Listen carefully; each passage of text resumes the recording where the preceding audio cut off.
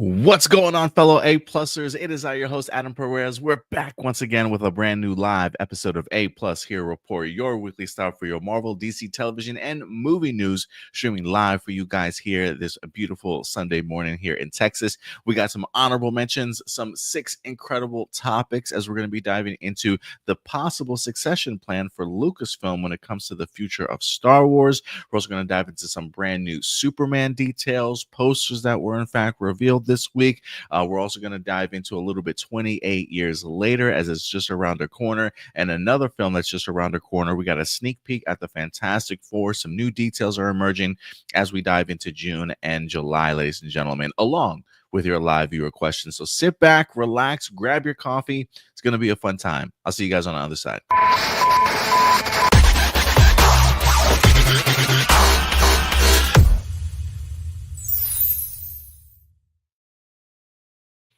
Good morning, ladies and gentlemen. Welcome to another episode of A-Plus Hero Report. Oh, that is so cool. Yeah. I got this in the mail the other day. My mom came through. So my mom does some podcasting, and she was trying to get some merchandise made for her show, and she told me, she said, hey, send me your logo and stuff. I had no idea what she was doing with it, and then lo and behold, I got this in the mail the other day. I think it looks great, bro. We got to get a photo of you with a button-up shirt, and you're kind of like tearing that shirt underneath. I think so. Maybe we'll put that on like the banner of our YouTube pages and stuff. Yeah, I kind of dig it. So yeah, we really got to get into some merchandising around here. I want to try and find. I got 2 things in mind. I don't know if they go hand in hand or if it's possible. I really would like to get like a t-shirt group that either creates t-shirts that are part of a union. I don't know if that's possible to support U.S. workers here. I don't know. But also one that is connected to our YouTube channel. I don't know if they have like shops that we can do stuff at, or if we can get like an outside shop and somehow link it to YouTube so it's easy for people to access. I don't know, but I gotta tell you, after seeing this shirt, man, I'm like, we need some merchandising, bro. We need some merchandising for sure. So shout out to moms for certainly always coming through, man. Hello, Stuart. Good to see you, man. I wasn't here last week. I appreciate you and Indy helping the ship. You guys did a fantastic job last week. I hope everybody appreciated you guys coming through. I was a little bit busy at a Fan Expo Dallas. I will talk a little bit about that here also. But how you been, man? What you been up to, Stu? I've been good. I made a mistake this last week, though, and that is I re-downloaded Baldur's Gate 3, which now has had so many mods included. And with the console version, I mean, they've always had mods on PC, but now they've included it on the PlayStation 5. And oh my gosh, I have been kind of addicted to it ever since. And so that is why I'm probably going to be lower energy today, because I've basically been having really late nights where I've just been up till 2-3 o'clock. I haven't done this since like my early 20s, but yeah, it's like it's taking up my time. It's that good of a game. Yeah, sometimes you just find those games that just suck you in, and like next thing you know, you're spending like 12-15 hours on it, and you look up and you're like, I haven't done shit today. Oh no. Yeah. Yeah, I definitely know that feeling, my guy. So it's good to hear from you. I'm glad you found a new game you could certainly enjoy for yourself. Any news with the movies? What's out this week? We started June. Any good movies out this weekend? Yeah, we got 2 that are doing pretty well. One of them's doing all right, but the other one's doing incredible, like all Wes Anderson movies. But we got his new film that's out, and yeah, numbers for that have been really good. The people watching it have been great, leaving some pretty decent tips, which is nice. And then the other one we have is Life of Chuck by Mike Flanagan. I haven't seen either of these movies yet, but they both look very appealing, especially with Life of Chuck. What's interesting is every time I walk in like to a scene for that, whenever I'm running food, a lot of the actors that are in this movie I've noticed are also from other Mike Flanagan productions as well. So I wonder if he just really likes to use some of the same actors. But we got Carl Lum and Mark Hamill. We got God, what's his name? Tom Hiddleston is in it too, right? Oh yeah, he is. Yeah. But yeah, just all these guys that I've like that are great in this, and I remember really enjoying him in Fall of the House of Usher, and then of course, even a lot of actors that were also in Midnight Mass. Yeah, and then Ballerina I think dropped on Friday also. How's Ballerina been doing for you guys? It's We still too haven't. early? Yeah, we haven't gotten it. Oh, Uh, really? yeah, I wonder if it's wonder if we're That's getting it odd. next, which is weird because we have so many posters advertising it. So if we end up not getting it, that's just really bizarre. Yeah, it just dropped this past Friday. I did go ahead and check out the Phoenician Scheme with Benicio del Toro about Venetian maybe two scheme, that's what it is. Yeah. about 2 days ago. Look, I'm aware of Wes Anderson films. I don't Mhm. know if I've watched a Wes Anderson film before, despite the notoriety that this man has. But I gotta tell you, I really enjoyed this movie. I had some really great humor.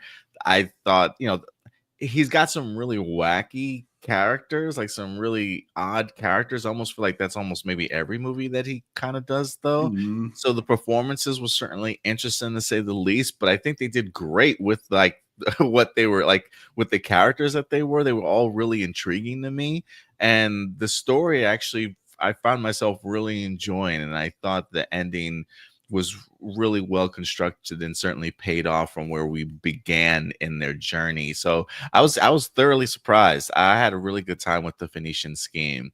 Um, and then the other movie I want to see, yeah, Ballerina's on my list. I think maybe I'm trying to get me and the girlfriend to go see that, so we haven't seen it yet.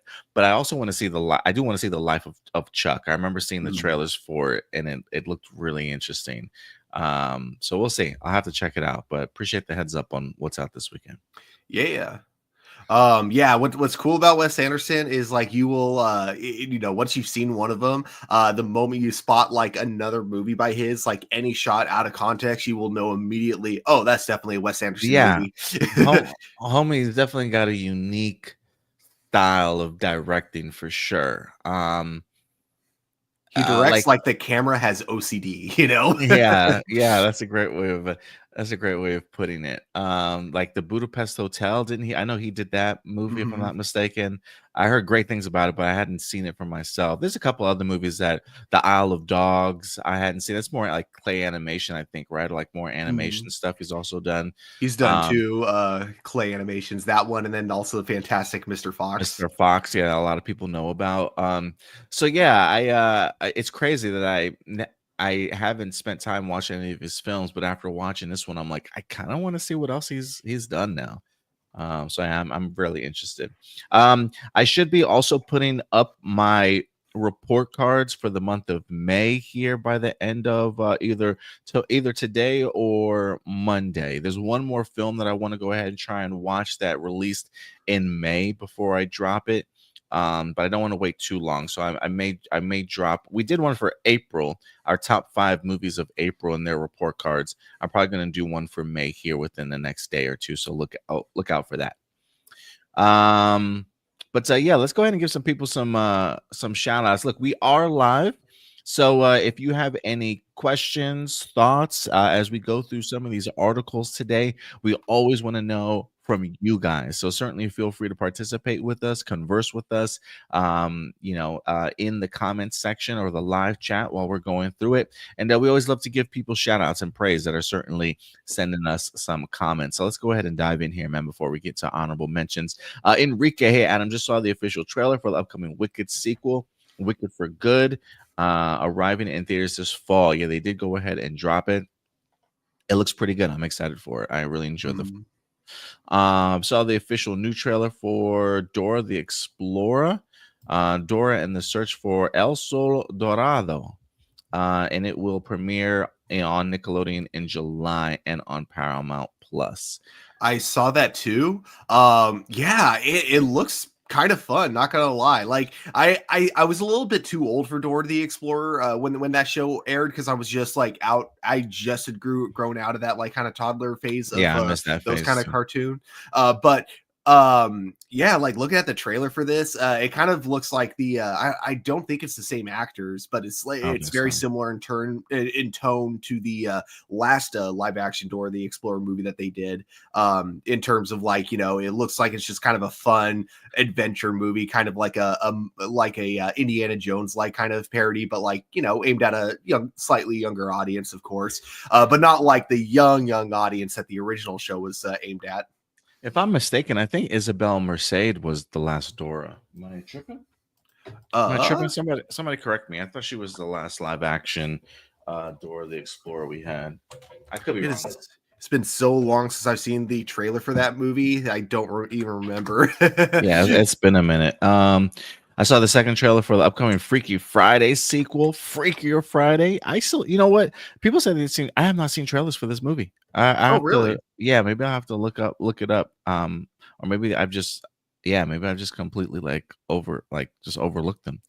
Finally, yesterday, Disney just aired Pixar's original series, Win or Lose, and it will be airing new episodes every Saturday through June. I still need to check out that show. I really wanted to check it out, but I missed it. Ram Jam in the house. What's up, Ram Jam? Appreciate you coming through. He says all 10 seasons of the 89 TMNT cartoon are now on Tubi. We have one, y'all. We Sweet. have one. Excellent stuff. Kiki and Luca. What's up, Kiki and Luca? Appreciate you certainly coming through today. And of course, Blossom in the house. Thank you guys so much for certainly joining us today. Look, if you are joining us in the live chat, or you're watching us live today, wherever you're at, hit that like button, please. Whatever social media platform you're watching us on, if you're on YouTube, hit that like button. It really does go a long way. Share this video if you're on social media as well. Let people know we are live. Lucas says, Kiki and Lucas says, let's go. Let's go. Yeah, it should be a good show today. We got some great topics. We'll try and blaze through some of these for you guys if we can. But before we do, Stuart, let's go ahead and dive into our first segment of the day.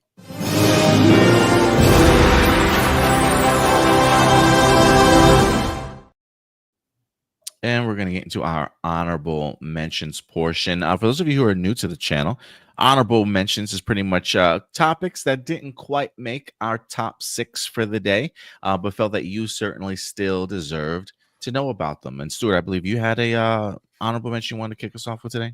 I do indeed. Okay, so full context here. This may get slightly political, but I promise we'll still keep it entertaining, of course.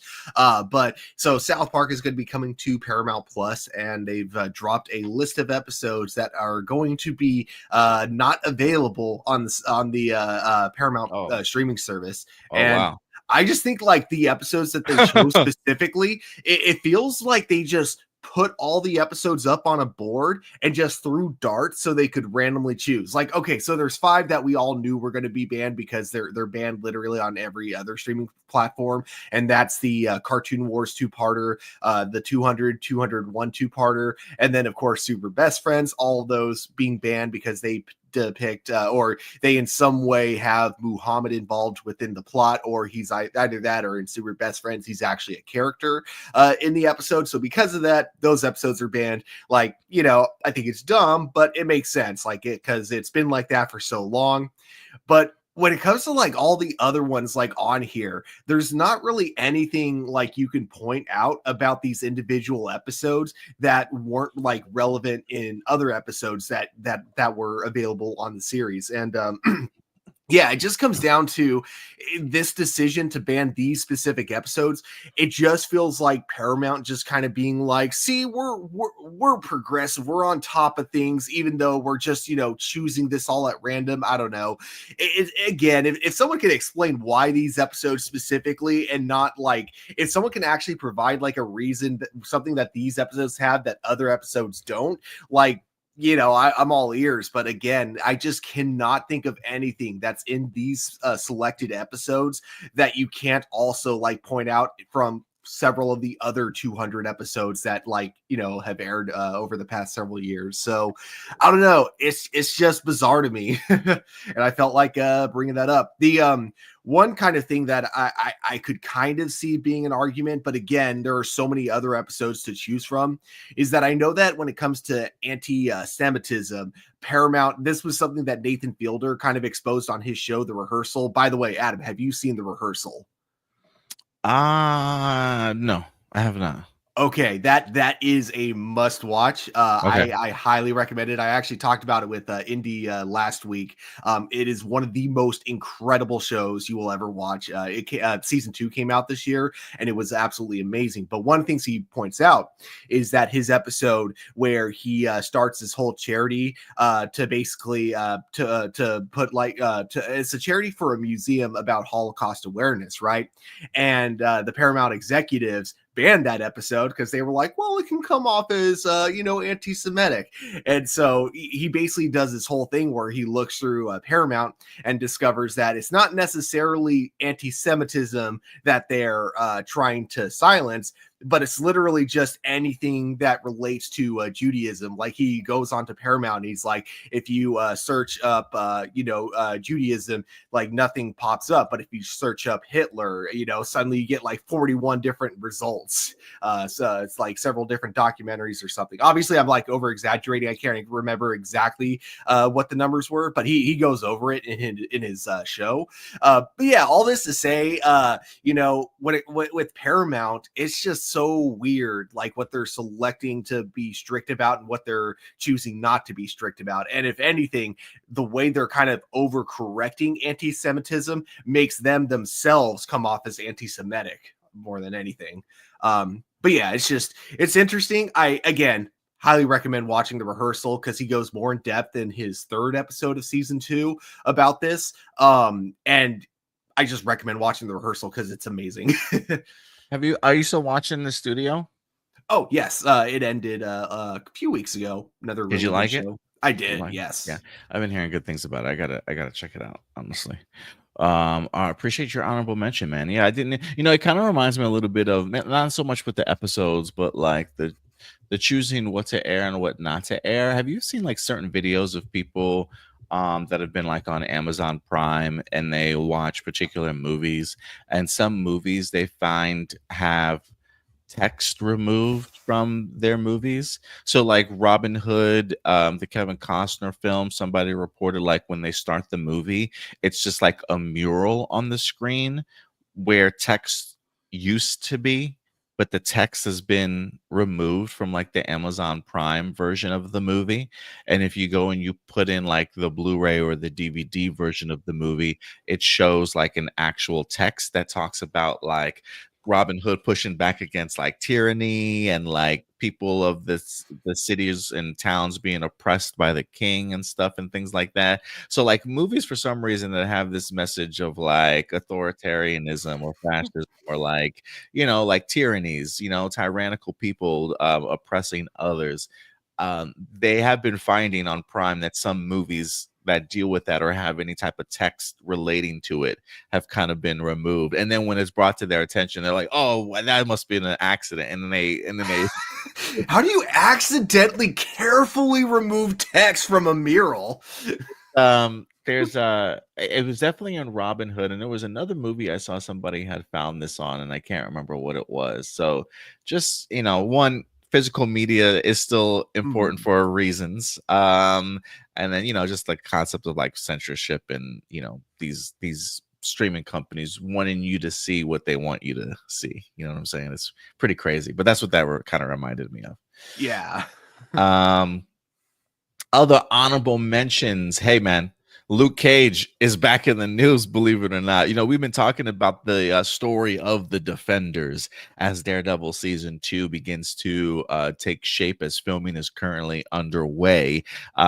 We talked about, I think maybe a couple of weeks ago, not only is Jessica Jones back as Kristen Ritter is on set, but we've been getting some news that teases that Mike Coulter and Finn Jones might be in New York City. And that got a lot of us wondering, are they back? Are they going to be back? Well, to add fuel to the fire, Stuart, Mike Coulter this week dropped this on his Instagram. It says Mike Coulter recently took his Instagram story and shared a photo of Luke Cage from the Netflix show. This prompted fans wondering whether Coulter is returning in Daredevil Born Again season 2. I mean, why? Like, why would you post that? unless you're teasing something, bro. Like, don't get my hopes up, Mike. Like, please don't, brother. He's So either going to be in it or he's just trolling the fans. He's trolling. He's a terrible troll for all we know. But this is our next piece of evidence that Mike Coulter might be returning as Luke Cage. I said, with Jessica Jones, I don't think Luke is too far behind. And Indy mentioned the idea that, what's happening in New York certainly impacts them all. Whether this means the Defenders are getting back together or there's going to be maybe a Luke Cage cameo at least, who certainly knows, but more fuel to the fire, Stuart. Definitely. We also have, believe it or not, Care Bears in the news. I can't believe I'm saying that. According to the Hollywood Reporter, the Care Bears movie is in the works from Josh Greenbaum at Warner Brothers. I don't think they've had a movie, Care Bears movie, since 1985. But there is a new feature project being worked. Josh Greenbaum will direct the movie over at Warner Brothers. A writer has not yet been announced for the film. So no plot details are there, but yeah, we might get ourselves. Look, I said if I have to sit through another Smurfs movie, I might rip my hair out. at least give me Care Bears, something that I'm able to relate to when it comes to being around in the 80s. Two-part question. One is Care Bears owned by Mattel? That's a good question. Let me see. I don't know if they are. So they got their start doing greeting cards back in the early 1980s.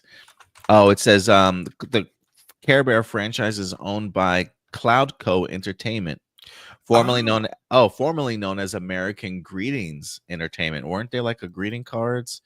I don't think the American Greetings had like a card store like Hallmark did or not, but something tells me American Greetings was also like a card stocks or card store, but I could be tripping. Like a card company. But anyway, but they are now behind the recent animated series Care Bears Unlock the Magic. So Care Bear fans, stare. Care Bears stare. I'm ready for it. So we got that. What else we got in the news this week? Your favorite mother's returning. According to Variety, Ma 2 is in development. Octavia Spencer is returning for a horror sequel from Blumhouse. There's more Ma on the way from Blumhouse. Developing a sequel from the 2019 revenge thriller with Octavia Spencer revising her role as the killer. The project remains in early stages with no director attached or release date set. But Ma has returned. Don't let her drink alone, y'all. Do you remember that movie? Did you check it out? I do. I did. I thought it was okay. I don't know how I feel about a sequel though. You know, did we need one? Did we need one? I feel like because honestly, I really liked Octavia Spencer like in the role. I just didn't like everything else about the movie. I just thought like in terms of everything else, like it was just okay. So it's like I can kind of see why they think doing a sequel is a good idea. But yeah, I guess we'll have to wait and see how that turns out. Yeah, I'm curious how it did at the box office. Maybe it got a little bit of money, so maybe they decided let's just make another. We also got a Vision Quest in the news as more casting announcements continue to roll out here. According to Deadline, Vision says Emily Hampshire has been cast as Edith in the Marvel series for Disney Plus. Schitt's Creek alumna Emily Hampshire, or Hampshire, I should say, is set for a key role in Marvel's Vision series opposite Paul Bettany. Hampshire is believed to be playing the sophisticated AI Edith, Tony Stark's augmented reality security and defense system. In the MCU, Edith was originally created by Stark and bequeathed to Peter Parker following Stark's death. It provides access to Stark Industries' global satellite network, along with an arsenal of missiles and drones. So casting here continues. We already got James Spader, who's supposed to be reprising his role as Ultron, Tania Miller as Jocasta. We also have a returning Raza from the MCU. If you guys recall him from the first Iron Man movie, But yeah, this is the second WandaVision spinoff following Agatha all along. We're getting more and more AI programs in this series, and I can't lie. The more and more I hear about this show coming together, the more intrigued that I am. Just because of not only all the AI intelligences in here, whether that be Vision, Ultron, Jocasta, Edith, in some way, shape, or form. The I think it's the Picard showrunner is doing this show also. So I am kind of curious to see what his vision, no pun intended, is going to be for this series. I feel like they're kind of taking it semi seriously when they decided to create this one. I gotta say, I don't hate the name, but every time I hear it, I just think of dated Native American tropes from early '90s TV. Vision Quest. Yeah, because like I like back when you would have like just the way that they would be depicted, and like you would always have like someone like going on a journey of self discovery, and they would just somehow end up with a tribe of Native Americans. They'd be like, and then there's always the vision quest that they had to go on. Yeah, always, always. And then last but not least, some Star Wars news here. Star Wars Oh Starfighter yes. news. This was a big one that came out from Variety. And Mia Goth joins Sean Levy's Star Wars Starfighter alongside Ryan Gosling. She's headed to a galaxy far, far away, from Pearl to Maxine to X. She's ready to get into the Star Wars franchise. Details of her role are currently being kept under wraps, even though there is suggestion that she may be playing the villain for this movie. The film is eyeing a fall production start, and Disney has already set the release for May 2027. This movie is getting made, y'all. This movie is getting made. Casting is pretty far along right now. I believe they had somebody turn down one of the with this particular role. I think Mickey Madison, just fresh off of an Oscar, I think she turned down this role, but Mia Goth is certainly about to take this one over. She's also set to go ahead and appear in Guillermo del Toro's Frankenstein, as well as Christopher Nolan's The Odyssey. So she's going back-to-back bangers right now, and then from there she's going to be diving into Star Wars. So keep a lookout for Mia Goth. She's going to be around for quite some time. I've really enjoyed her personally in the Pearl movie. She was great in X. I haven't seen her in Maxine yet, but yeah, she's been great from everything that I've seen her in.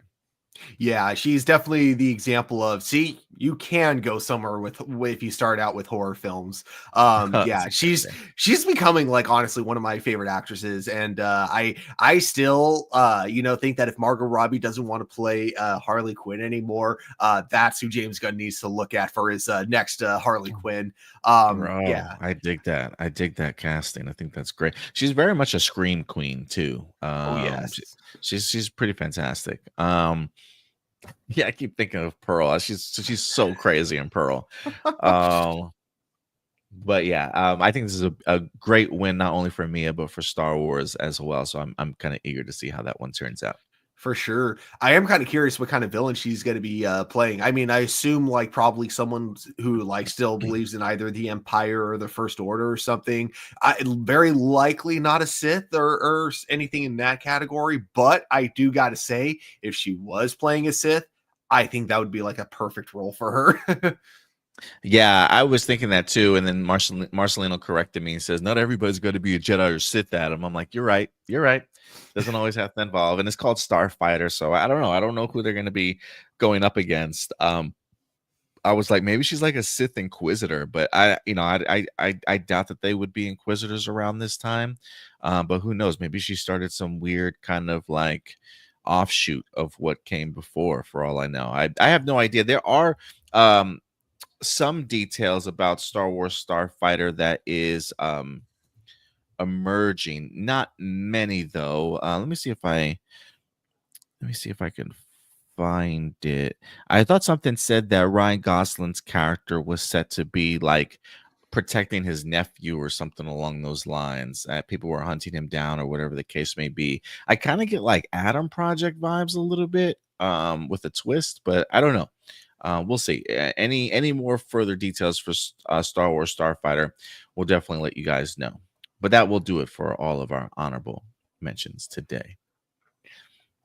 Let's see here. We got some comments in the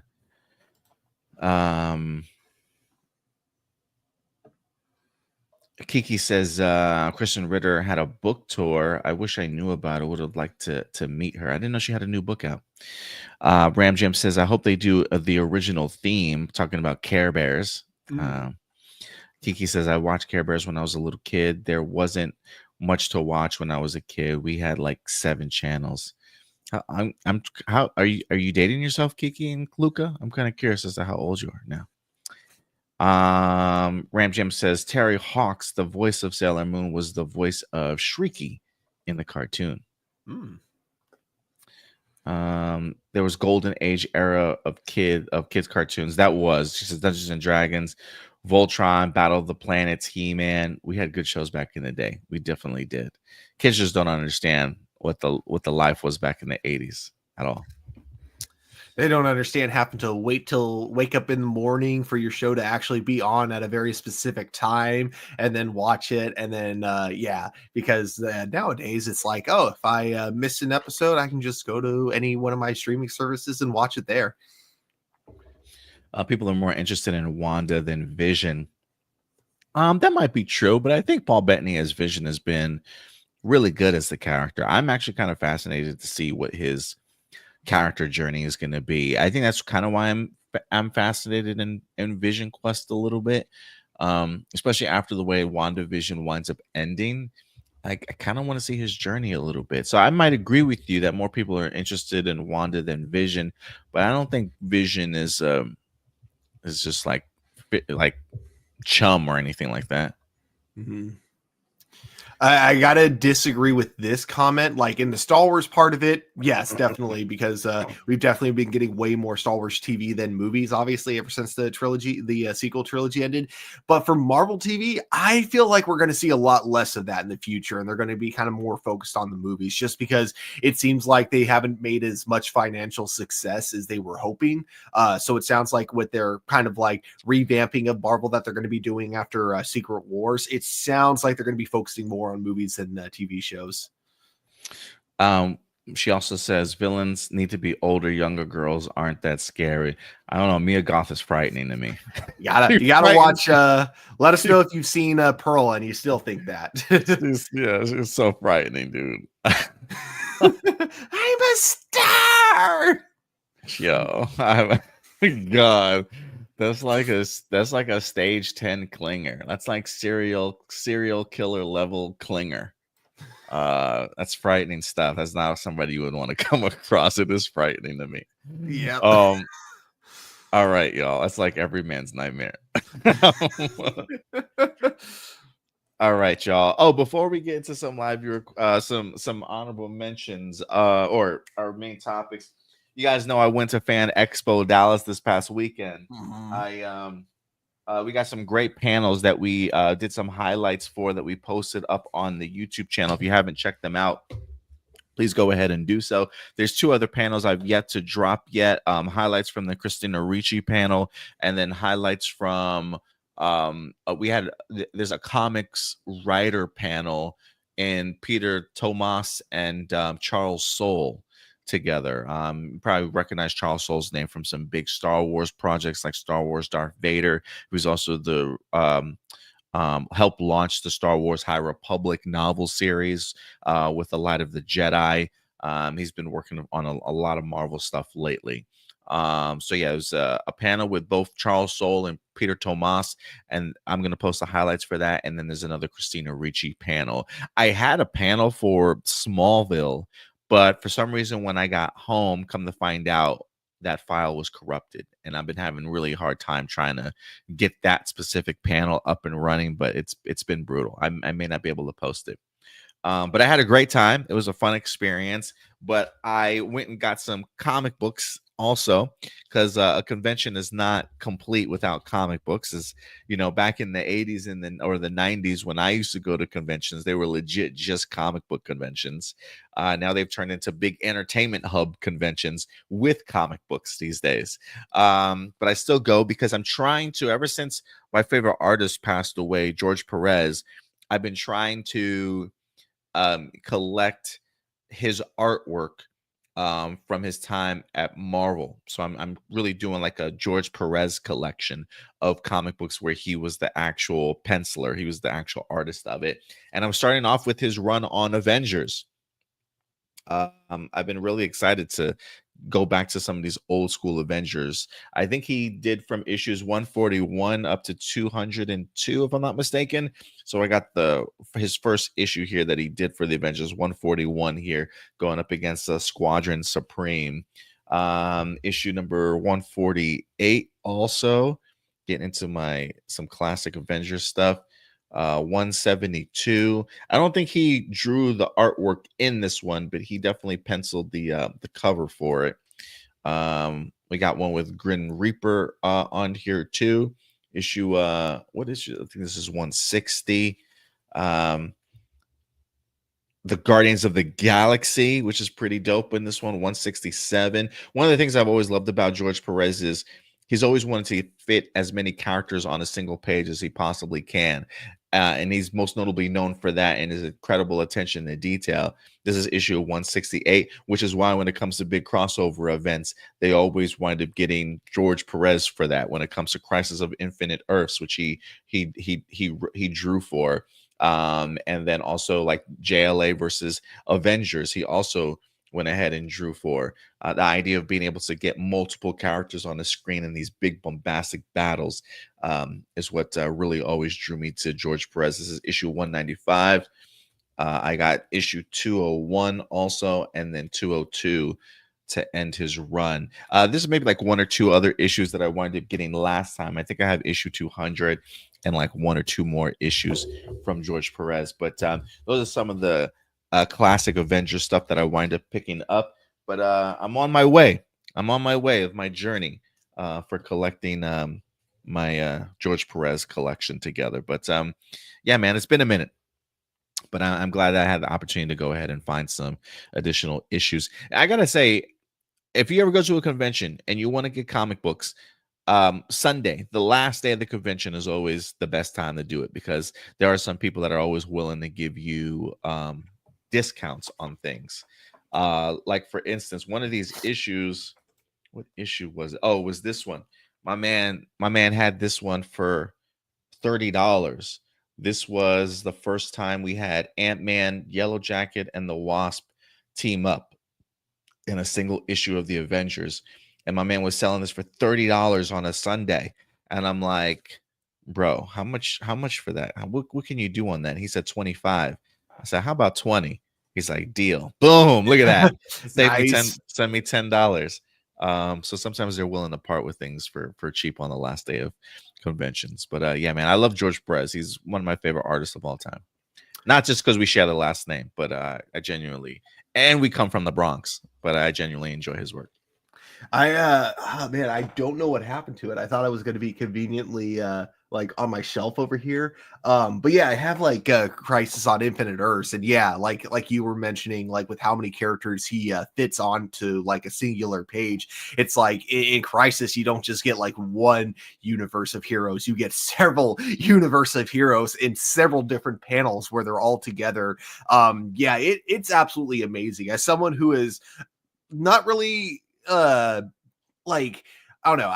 I've attempted to draw several times, and then it's one of those things where I always think I'm going to get into it. I think I'm going to get back into it, and then I probably give up after like 4 or 5 months, and then like I move on to my next hyperfixation.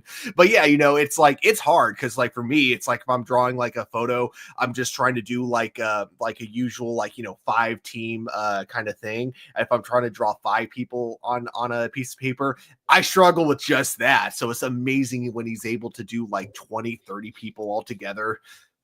Yeah, and I really enjoy doing the collecting for his work, because I just like seeing his artwork continue to improve all the time as he continues to push himself too, and just seeing it over the years is pretty incredible stuff. But yeah, guys, look, if you've been to any conventions lately, let me know. I'd love trying to go to at least 2 to 3 a year if possible. We always post a lot of the highlights here on our YouTube and Facebook page, and really all across social media. So certainly stay tuned. All right, Stuart, it is that time, my guy. it is time to get into our main topics. You ready to tackle these with me, man? Always. First up, we're going to dive into Star Wars, as you see here at our main topic. We got 6 incredible ones. Let's see how many we actually get through today. But first up will be Star Wars, as things are about to change for this galaxy far, far away when it comes to Lucasfilm and Star Wars. Very much like Bob Iger, who has a succession plan in regards to who is going to take over for him going forward when it comes to Disney. The next up looking for a succession plan is also going to be Kathleen Kennedy. There have been several reports over the past several months talking about her departure here in regards to when she's going to be leaving. She has talked about the idea that she plans on making an announcement when she's certainly ready. But before then, they have a succession plan, somebody that's going to take over for her, someone that she's going to help guide and train for this particular role to get them up and ready to go ahead and take over for her. And we've talked about some of the potential people that might be considered for this role. Well, this week, Stuart, the Hollywood Reporter had an inside look at this upcoming succession and name dropped a couple of people that were certainly on the minds over at Lucasfilm in Disney. So let me go ahead and pull this up for you guys, and we'll dive into what is being said right now. This is again from the Hollywood Reporter. I don't know who made this painting, but yeesh.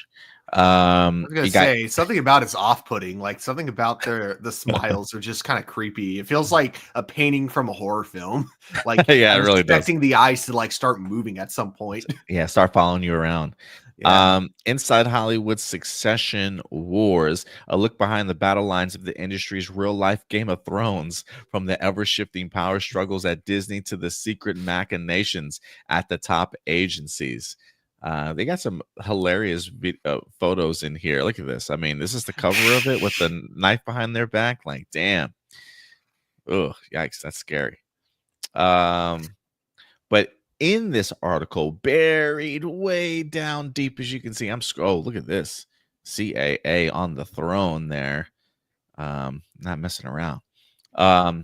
Buried deep down in this article, Stuart, suggests that we may have a co-CEO situation. It says Lucasfilm seems likely to follow the path in replacing Kennedy, despite speculation about other candidates. Insiders say the company seems most likely to promote from within. The current thinking is a scenario where Chief Creative Officer Dave Filoni and production head Carrie Beck, both Lucasfilm vets, take co-head roles. This kind of reminds me a little bit of the DC studio situation where we have Peter Safran as a co-CEO doing the production side and James Gunn as a co-CEO doing the creative side. It says Lucasfilm remains in some way a family business, and as George Lucas' protege, Filoni has long been considered a golden boy. But it says the knock on him is that he might be too steeped in Star Wars lore and risks steering a show into dense mythology that loses a broader audience. This is the quote that they wind up saying. He's not the Andor guy. He's the Ahsoka guy, says one Disney insider. Carrie Beck, on the other hand, who was with the company back in 2012, knows the ins and outs, but neither her nor Filoni have much film experience, which could be mitigated by Kathleen Kennedy's continued presence as a producer on certain projects, ensuring quality control in the short term.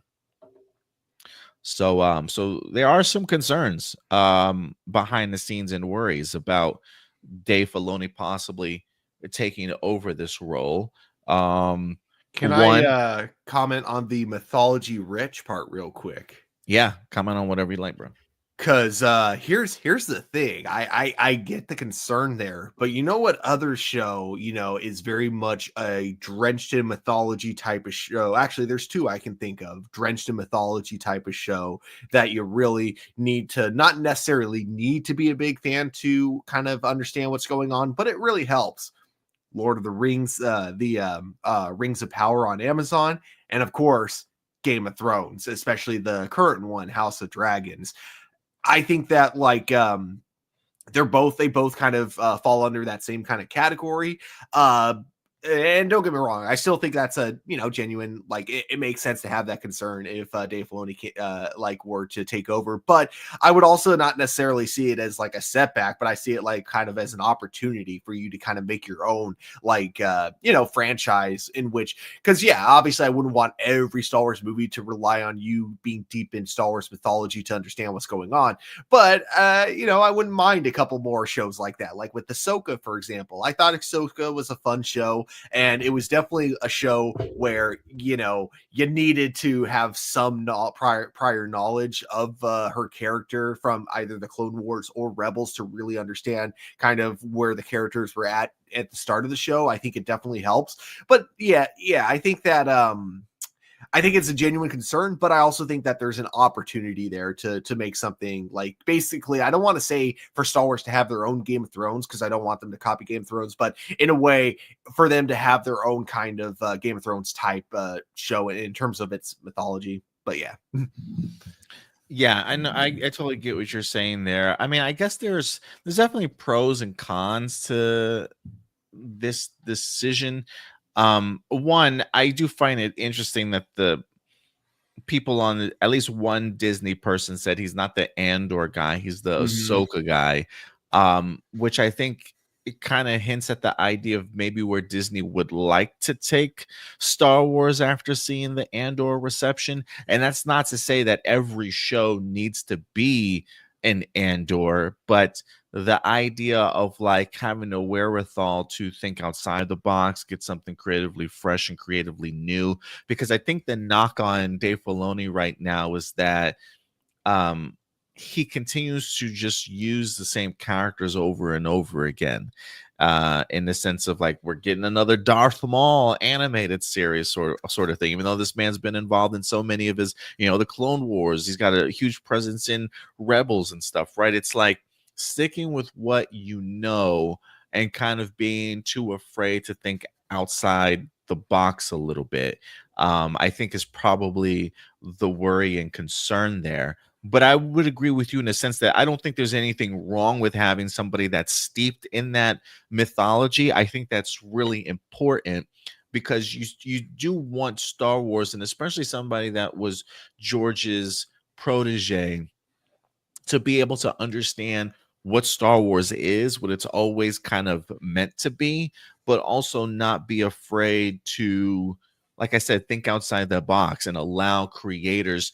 to kind of come in. Like I had been hearing like this talking point that Dave Filoni felt some type of way about Andor. Not that he was actively trying to shut down Andor for happening, but I believe there's even an interview where Dave Filoni has praised Andor in regards to what it's capable of doing. But I don't necessarily know if Andor was something that Dave Filoni would have immediately greenlit if he was kind of in charge. Maybe that hesitancy to hold on too much to what um, Star Wars is, and maybe not branch out a little bit more if it doesn't quite line up to his particular vision. In that regards, while we knock on somebody like Kathleen Kennedy, she has kind of experimented a little bit with Andor and the Acolyte and given us vast different creator vision. Some things work, some things certainly don't work. And Tony Gilroy has praised Kathleen Kennedy for very much protecting Andor.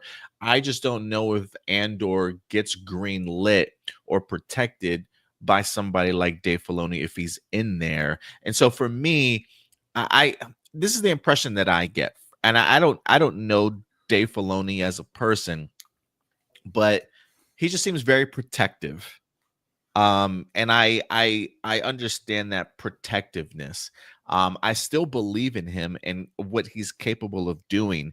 The idea of him being in a co-CEO position kind of works better for me in this sense, um because I don't know if he's ready to kind of take on that bigger esque role.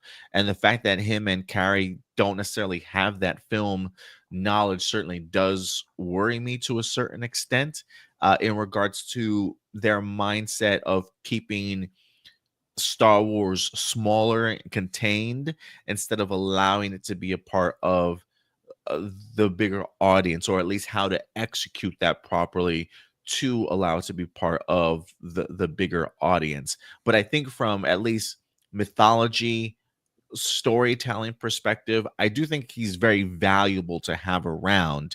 My only concern is, will he get out of his own way at times in order to really give things a chance? You know what I mean? Mhm.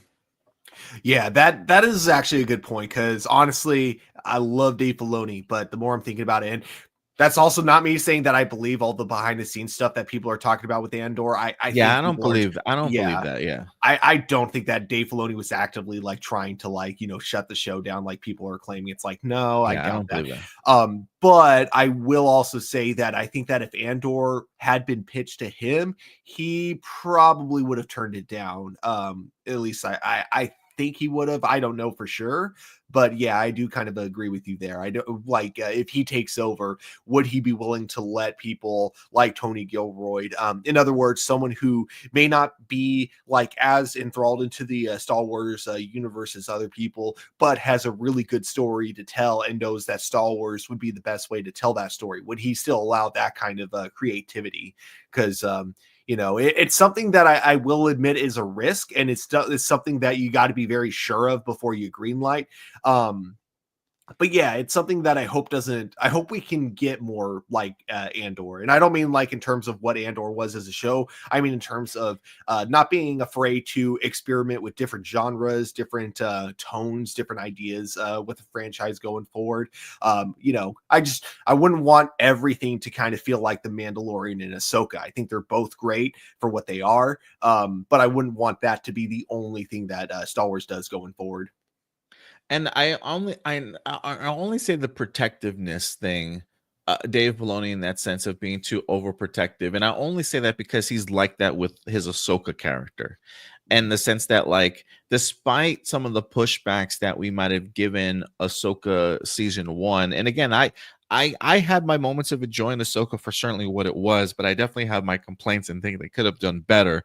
When I took a step back from season one of the things that I said was, okay, if we're gonna get ourselves a season two, clearly that journey for Dave Filoni to go from um to go from animation to live action is a building block. It's gonna take steps to get there, right? Like, you don't write the same way that you do for animation that you do for live action, and it felt like that in Ahsoka season one.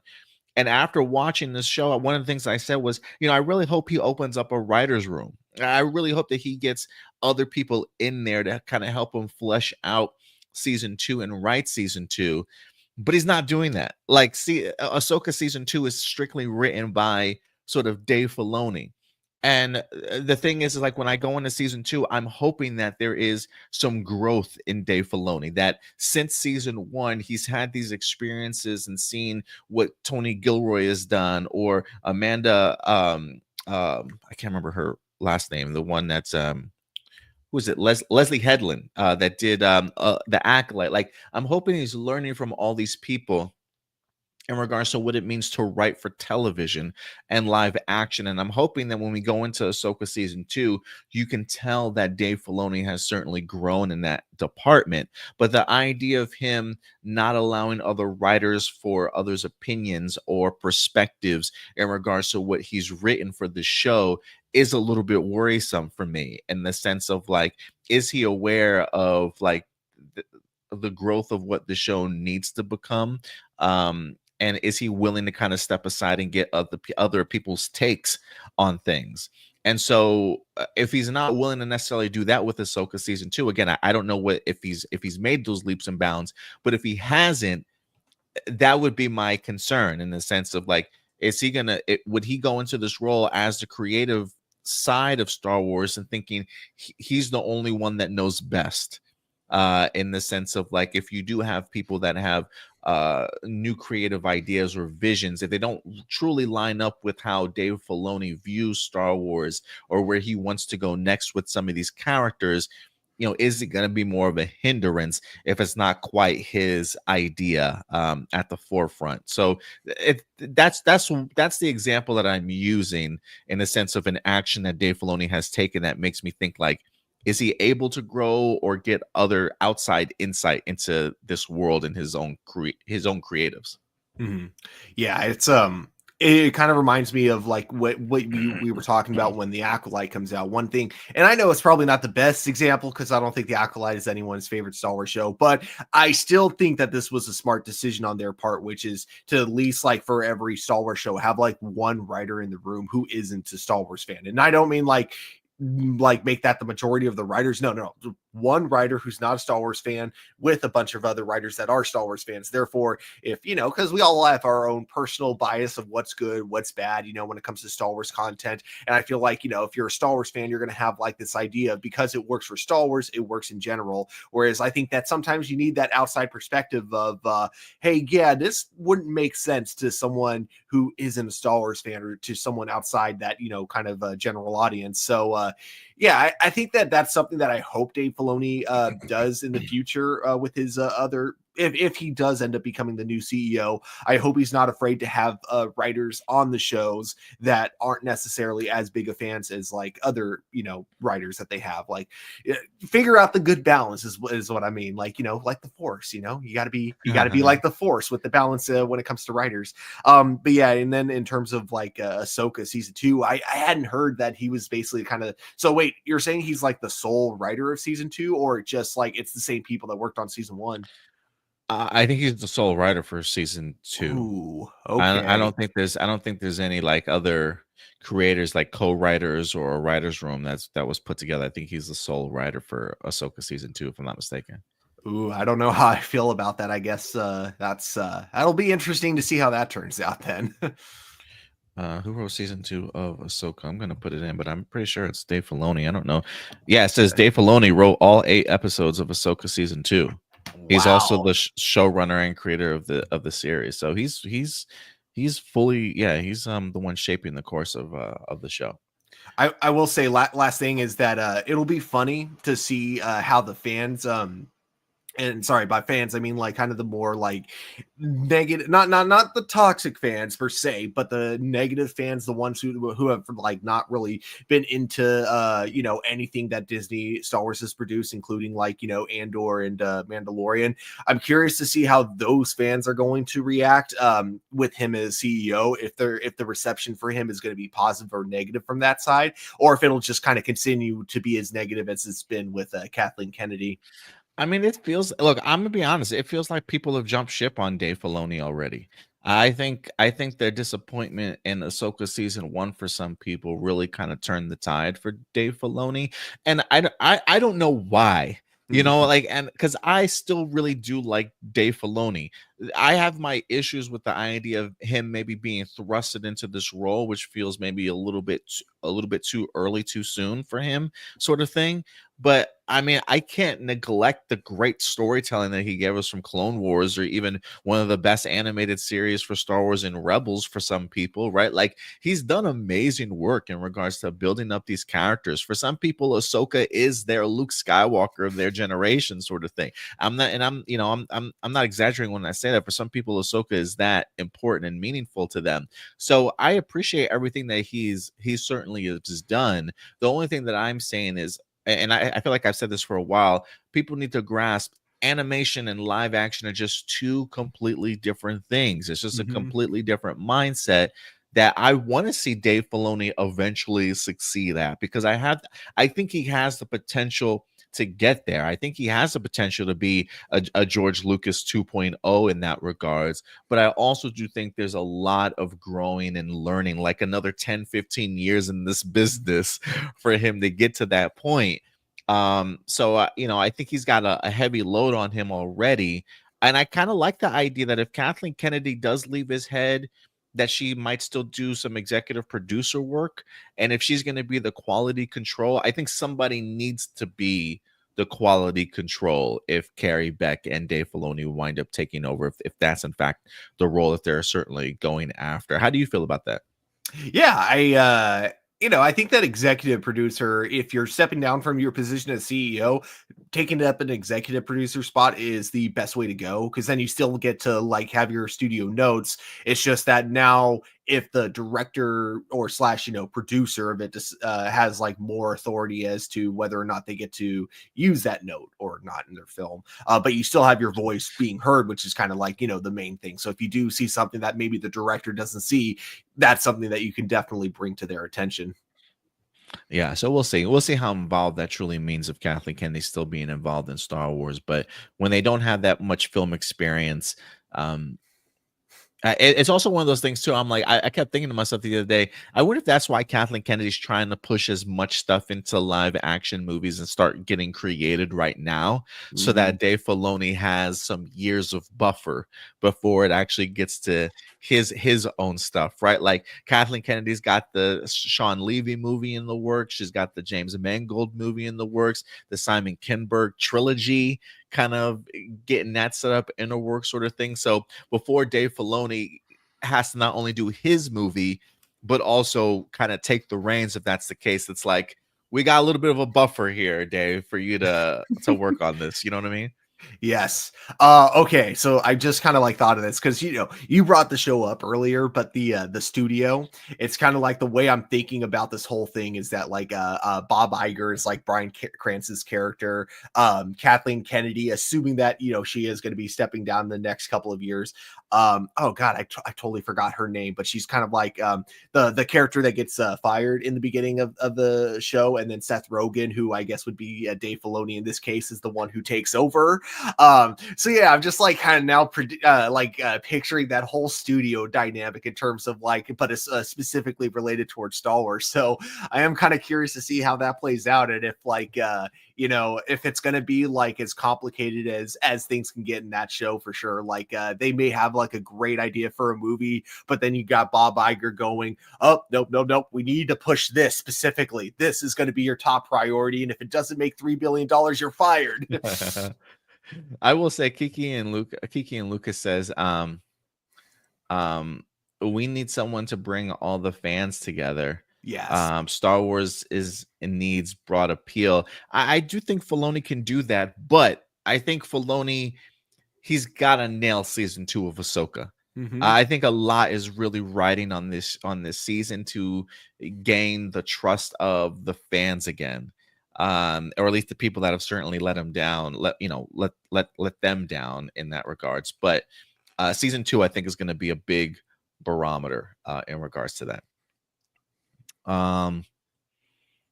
But yeah, guys, let us certainly know your thoughts. I know Kiki says this was my fan question. I might return to this question, Kiki, in a second when we get to live viewer questions, if it's not already posted there. But I will remember to come back to this question if it's not over there. But yeah, guys, let us know your thoughts. The succession plan for Lucasfilm right now, co-heads of Lucasfilm, possibly Carrie, Beck, along with Filoni on the creative side of things. Let us know your thoughts in regards to that potential new succession plan. And with that out of the way, guys, let's move on to another big franchise in the sense of Superman being back in the news here this week. We are just under a month to go, or just over a month to go, for Superman to hit the big screen. Set to go ahead and hit theaters July 11th here. I've been hearing rumors that tickets may be going on sale this week. So get your wallets ready, get your credit cards ready to be in that wait line and get your tickets, because I believe tickets will in fact be going on sale. Tickets already went on sale for the Fantastic Four this week. Now next up is Superman. So get ready to buy your tickets. But Superman is back in the news, Stuart, because budget is being revealed, marketing amount is being revealed, and we also got some new insight in regards to Mr. Terrific and the engineer for this movie. One of the things that fascinated me, I think we talked about the idea of like how much would a Superman movie be? How much how much would it cost to make a Superman movie? I can't remember how much you had said. I think I was like, oh man, I'm hoping this movie was like $150 million. Took to make. I was definitely lowballing it. Apparently, this movie is definitely put in a lot more than $150 million. And we wind up getting that information here. Let's go ahead and dive into this. This comes to us from the Wrap that lets us know really how Warner Brothers is feeling about this movie, kind of going forward. How much it needs to make, how much they're expecting it to make. It says, can Warner Brothers Studios rise from the ashes with Superman? This is an analysis here. It says, with a $225 million budget, Superman needs to cross $700 million threshold at the global box office to be considered a success, according to a top talent agent who spoke with the Wrap but wished to remain anonymous. While release dates are important, I don't think the challenge is Jurassic World Rebirth or any other film, the agent said. The challenge is almost entirely a question of if Superman resonates with today's audiences. Did they successfully update an Eisenhower era character so the 2025 Gen Z audience can identify with him?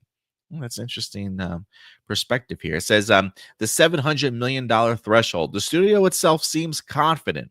According to one insider, if Superman grosses anything north of $500 million, the film will turn a profit at the box office.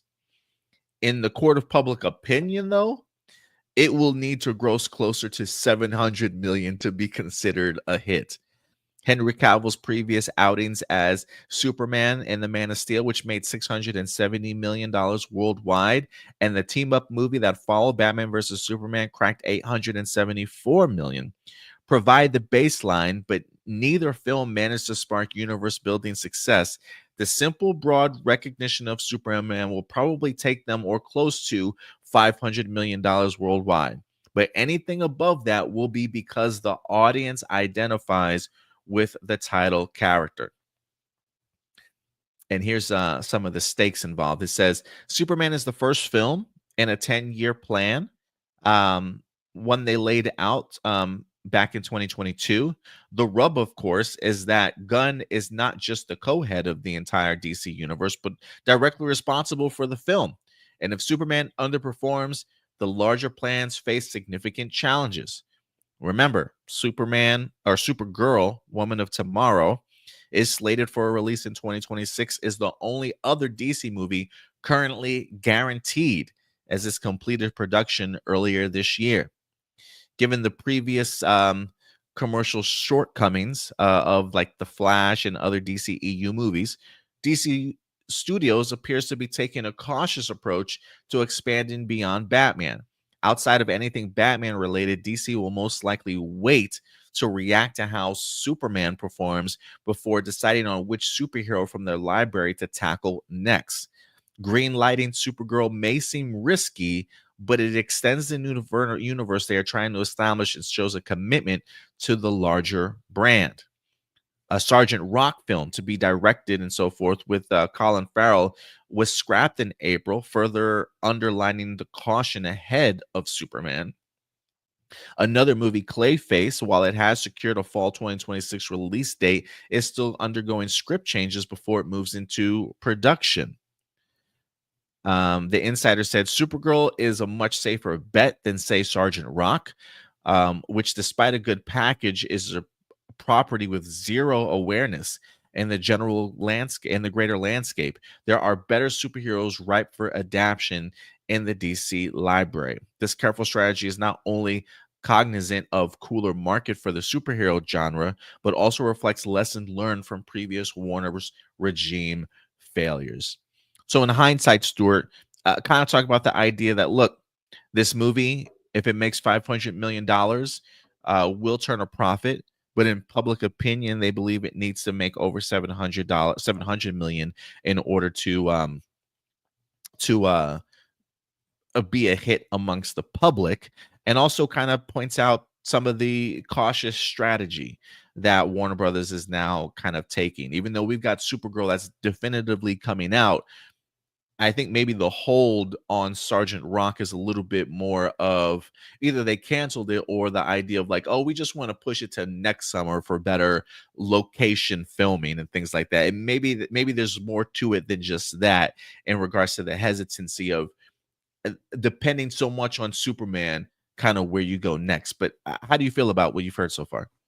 Yeah, that it makes a lot of sense. You want to see how like successful your big, the big like flagship of the DC universe does before you invest a lot of time and money into other projects, like especially for Sergeant Rock projects, because if they're waiting for very specific weather conditions, it's likely that this movie would be a pretty high budget production. And if you're going to put a lot of money into a character that isn't as known as like bigger characters like Superman, you want to first wait and see how a movie like Superman does before moving on to like kind of the studio's next project in that area. So I definitely get where they're coming from there. And overall, yeah, I do think that if this movie doesn't like have, because the internet is so fast to react to certain things and everything, so if this movie doesn't like have a very strong opening weekend, if it doesn't like throughout its run make at least pass, or like the article says, at least like 700 million, yeah, I could see like most people thinking that this movie is a failure. I mean, look at a freaking Lilo and Stitch, which just came out and was a huge success financially, but people still consider that movie a failure because critically it's been absolutely panned at the box office. But objectively, it is not a failure. And I could see that kind of being the case with Superman, where if it maybe not based on the movie's quality, but more based on the box office performance, I could still see people making their own kind of like judgment, their own biased judgment that may not be true. Like it says it just needs to make over $500 million to be a success, but people will still look at if this movie made $600 million, I could still see people looking at that as a failure because it's Superman. How did you not gross $1 billion? That makes no sense, even though Superman has never grossed $1 billion. Oh, you're muted. Yeah, I mean, Henry Cavill Superman made like 670 or something like that at the box office. Even that movie didn't crack $1 billion. So I don't know. I am kind of curious. I definitely do think it makes sense. I mean, we've kind of done our predictions before in the past in the sense of how much money does this movie need to make. And one of the things that I said is you have to at least make more than Man of Steel. Like Yeah. you got to make more Man of Steel at the box office for sure, and that would kind of put it in the 750 million dollar range. I mean, we've done even votes on our Twitter platform before in regards to how much money this movie needs to make, and majority of the votes was anywhere between 700 to $1 billion plus for this movie to be considered successful. But I think it could certainly get there. There is a report also from the Hollywood Reporter suggesting that the cost of this movie, exactly as to what it could be, it says some people were saying that last year documents filed by a Superman production team seeking incentives listed the gross budget somewhere about $363 million. I remember I remember when that was circulating, but James Gunn kind of cut that down and said, "How in the world do they think they know what our budget is?" He wrote on social media, but in recent days, they suggested the budget is 225 million after incentives and tax breaks. Um, it says, and sources say DC and its parents could spend as much as $200 million on the global marketing campaign compared with the usual 150 million for an all audience summer tentpole. It wouldn't be a surprise since Superman kicks off the Gun era, needs to work at the box office. Either way, between the production budget and marketing, it's certainly to land in the $400 million club. And that's about right. I mean, if you're talking 225 million, and then you're also talking an additional 200 million for marketing, you're already looking at, was that 425 million potentially. And then you add an additional $225 because you need to pay your theaters and stuff.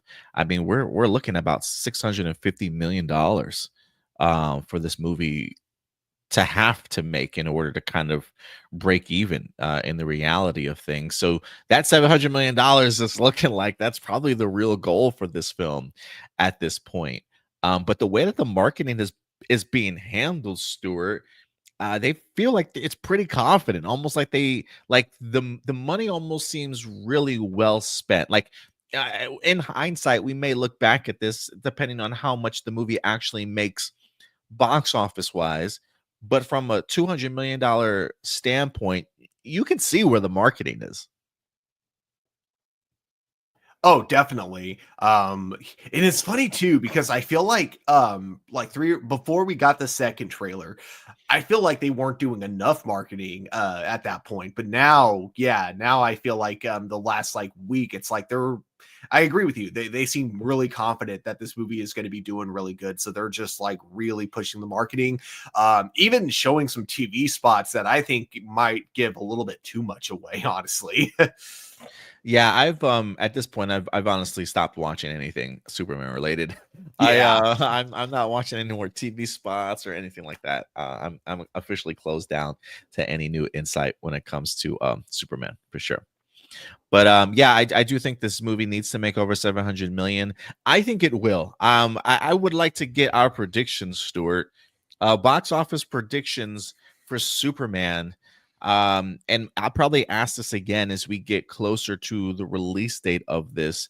But what do you think the final box office for Superman is going to be? I'm predicting a little over 700 million. I'm hoping it crosses 800 million. I don't think it'll go to a billion though.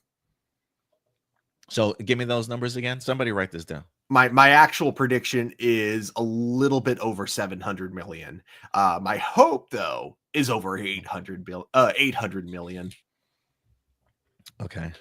How much did Barbie make at the box office? That was like over a billion. Let me see. It was something crazy too. 1.4 billion worldwide. God dang. Yeah. Because there's so many movies coming out, I don't know if it will make 1.4 million, but I will go 1.4 billion. I think I'm gonna take my chance on Superman being a blockbuster. Just because I think it hits all four quadrants of anybody can come see this movie. I have a feeling it's going to be really fun and attract a lot of kids to wanting to come see this movie multiple times with their family.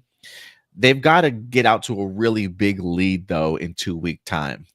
I think you need to cross at least 400, $500 million within the first 2 weeks of this movie dropping in order to hit this. But I'm going to go 1.1 billion.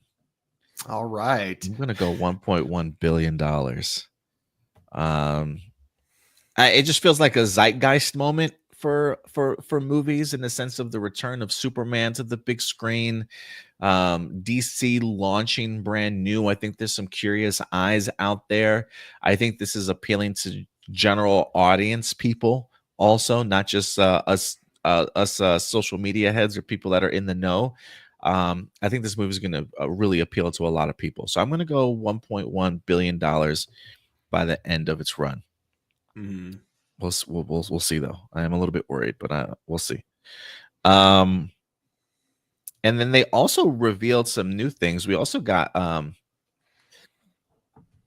Guardians of the Galaxy Volume 3 said it earned about $845 million worldwide. I say Superman will be around that. I feel like that's a great number for it to fall in. I think the marketing is better than Guardians, though. I think the name recognition is better than Guardians, though. Why I'm being hopeful. I mean, look, people could still have the stink of the previous DCU around them, but we'll see. We'll see what it turns out to be. We also wind up getting brand new character posters from Superman this week.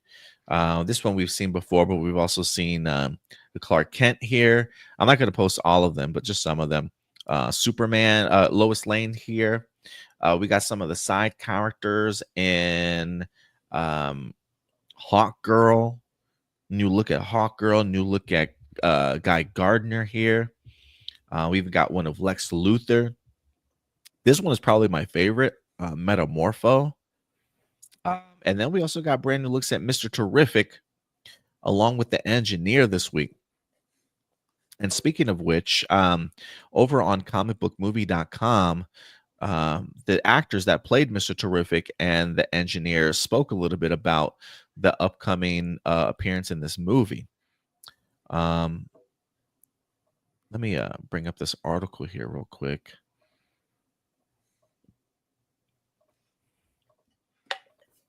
Here we go. It says during his appearance, Eddie Gathegi, who's playing Mr. Terrific, clarified a key detail about Mr. Terrific's iconic T mask, confirming that it's not paint, but rather made of nanotechnology. This aligns with the comic book portrayal where his entire costume often forms from a million of nanotech bots released from his T-spheres. Gathegi also shared insight into how he developed his portrayal of Michael Holt. He initially approached the role with a clear idea formed during his screen test. However, once filming began, the collaborative process led to a more nuanced and intricate performance. He says, I didn't know what was going to happen until we did it. I had in my brain how I was going to play the part because I screen tested for the role. So when you screen test for a role and you get it, you assume that's the way you're going to play it. So I showed up to the set playing it that way, and it was in the plane that we found something that I think is a little bit more interesting, a little deeper, a little bit more complex, a little bit more hinged. When asked about the meaning of fair play for Mr. Terrific, Gathegi explained that it translates to shares Holt's advancing technology with the rest of the world. He says, there's also Maria Gabriela de Ferreira discussed with director Gunn's visions for the Engineer, describing her as initially intended to be really serious, poker face. Nothing ever happens to her. However, de Faria quickly realized that there was more to the character that aligned with her acting background. She said, happens to her. She feels a lot, and she's really emotional. And I think that's telenovela. De Ferreira then delved into the Engineer's motivations and her complex relationship with Lex Luthor. She developed her own backstory for the character, believing that the Engineer genuinely desires a better world. She says she's probably had some trauma when she was a kid and felt the need to be part of the change. So she is a good person at heart that's extremely broken and is willing to team up with Lex to get rid of what he believes are evil aliens. And that to me is one of the most realistic ways to write an antagonist right there. Someone who may follow like the main villain because they have like their own interpretation of what they think that the villain is actually after without actually understanding what the villain's real motive actually after. Yeah. That feels like the most like relevant to, kind of our where we're at right now in society. She also says she also pitched a potential secret relationship between the Engineer and Lex to James Gunn. She says, I also kept telling James that I feel like the Engineer and Lex have a secret relationship. I feel like they F. I feel like they have sex. Lex is so serious, and he has this gorgeous girlfriend that he treats terribly. So what if after hours the Engineer gets really mean with Lex and he loves it? Yeah, it's kind of a twisted relationship between those two. I love this theory. But I do kind of love it. That feels like a very Lex thing to me. Oh, very much so. Very much so. So yeah, I thought it was some pretty interesting insight for both of these characters, and just to kind of see like the mindset that they're taking up when it comes to how they kind of approach it. It's so funny that Eddie describes how he finds his character, because I saw somebody say this too, and so Eddie talks about the idea that when he screen tested it for the Mr. Terrific, he had this idea of who the character was, and so because he got cast, what happens is when you go to film on day one, you play that role and how you've kind of envisioned it. And then that's where like the craft and the character between you and the director kind of takes place. And I found it interesting because I literally saw a Ben Affleck interview this past week. It might have been a round table where he was talking with Michael B. Jordan. And one of the things Ben Affleck said in his interview, he says, when I first started out, I always thought when I get to the set on day one that the director is going to tell me how to play this character. And he says, I had that completely wrong. And he says, usually, he says, what you're supposed to do as an actor is you're supposed to find the vision for who this character is. Like you have to portray and commit to playing the character one way so that when you get on set, you look like you know what you're doing.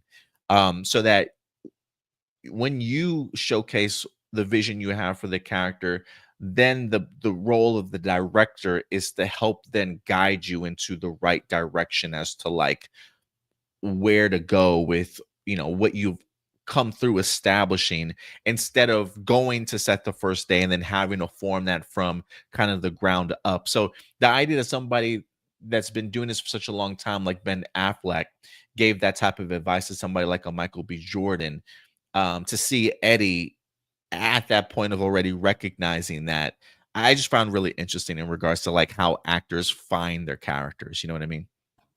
Yeah, definitely. Yeah, it makes me even more like, not that I wasn't intrigued by their characters role in this movie before, but it makes me even like more intrigued now to see like not just like how much they put into the role in terms of like their skill, but also how much they put into the role in terms of like putting themselves into the role, giving themselves their own like kind of backstory, trying to figure out mentally where are these characters at, why are they the way that they are. Yeah. Kiki and Lucas says, with all that anti-American sentiment around the world, do you think it affects the Superman box office worldwide? I don't think so.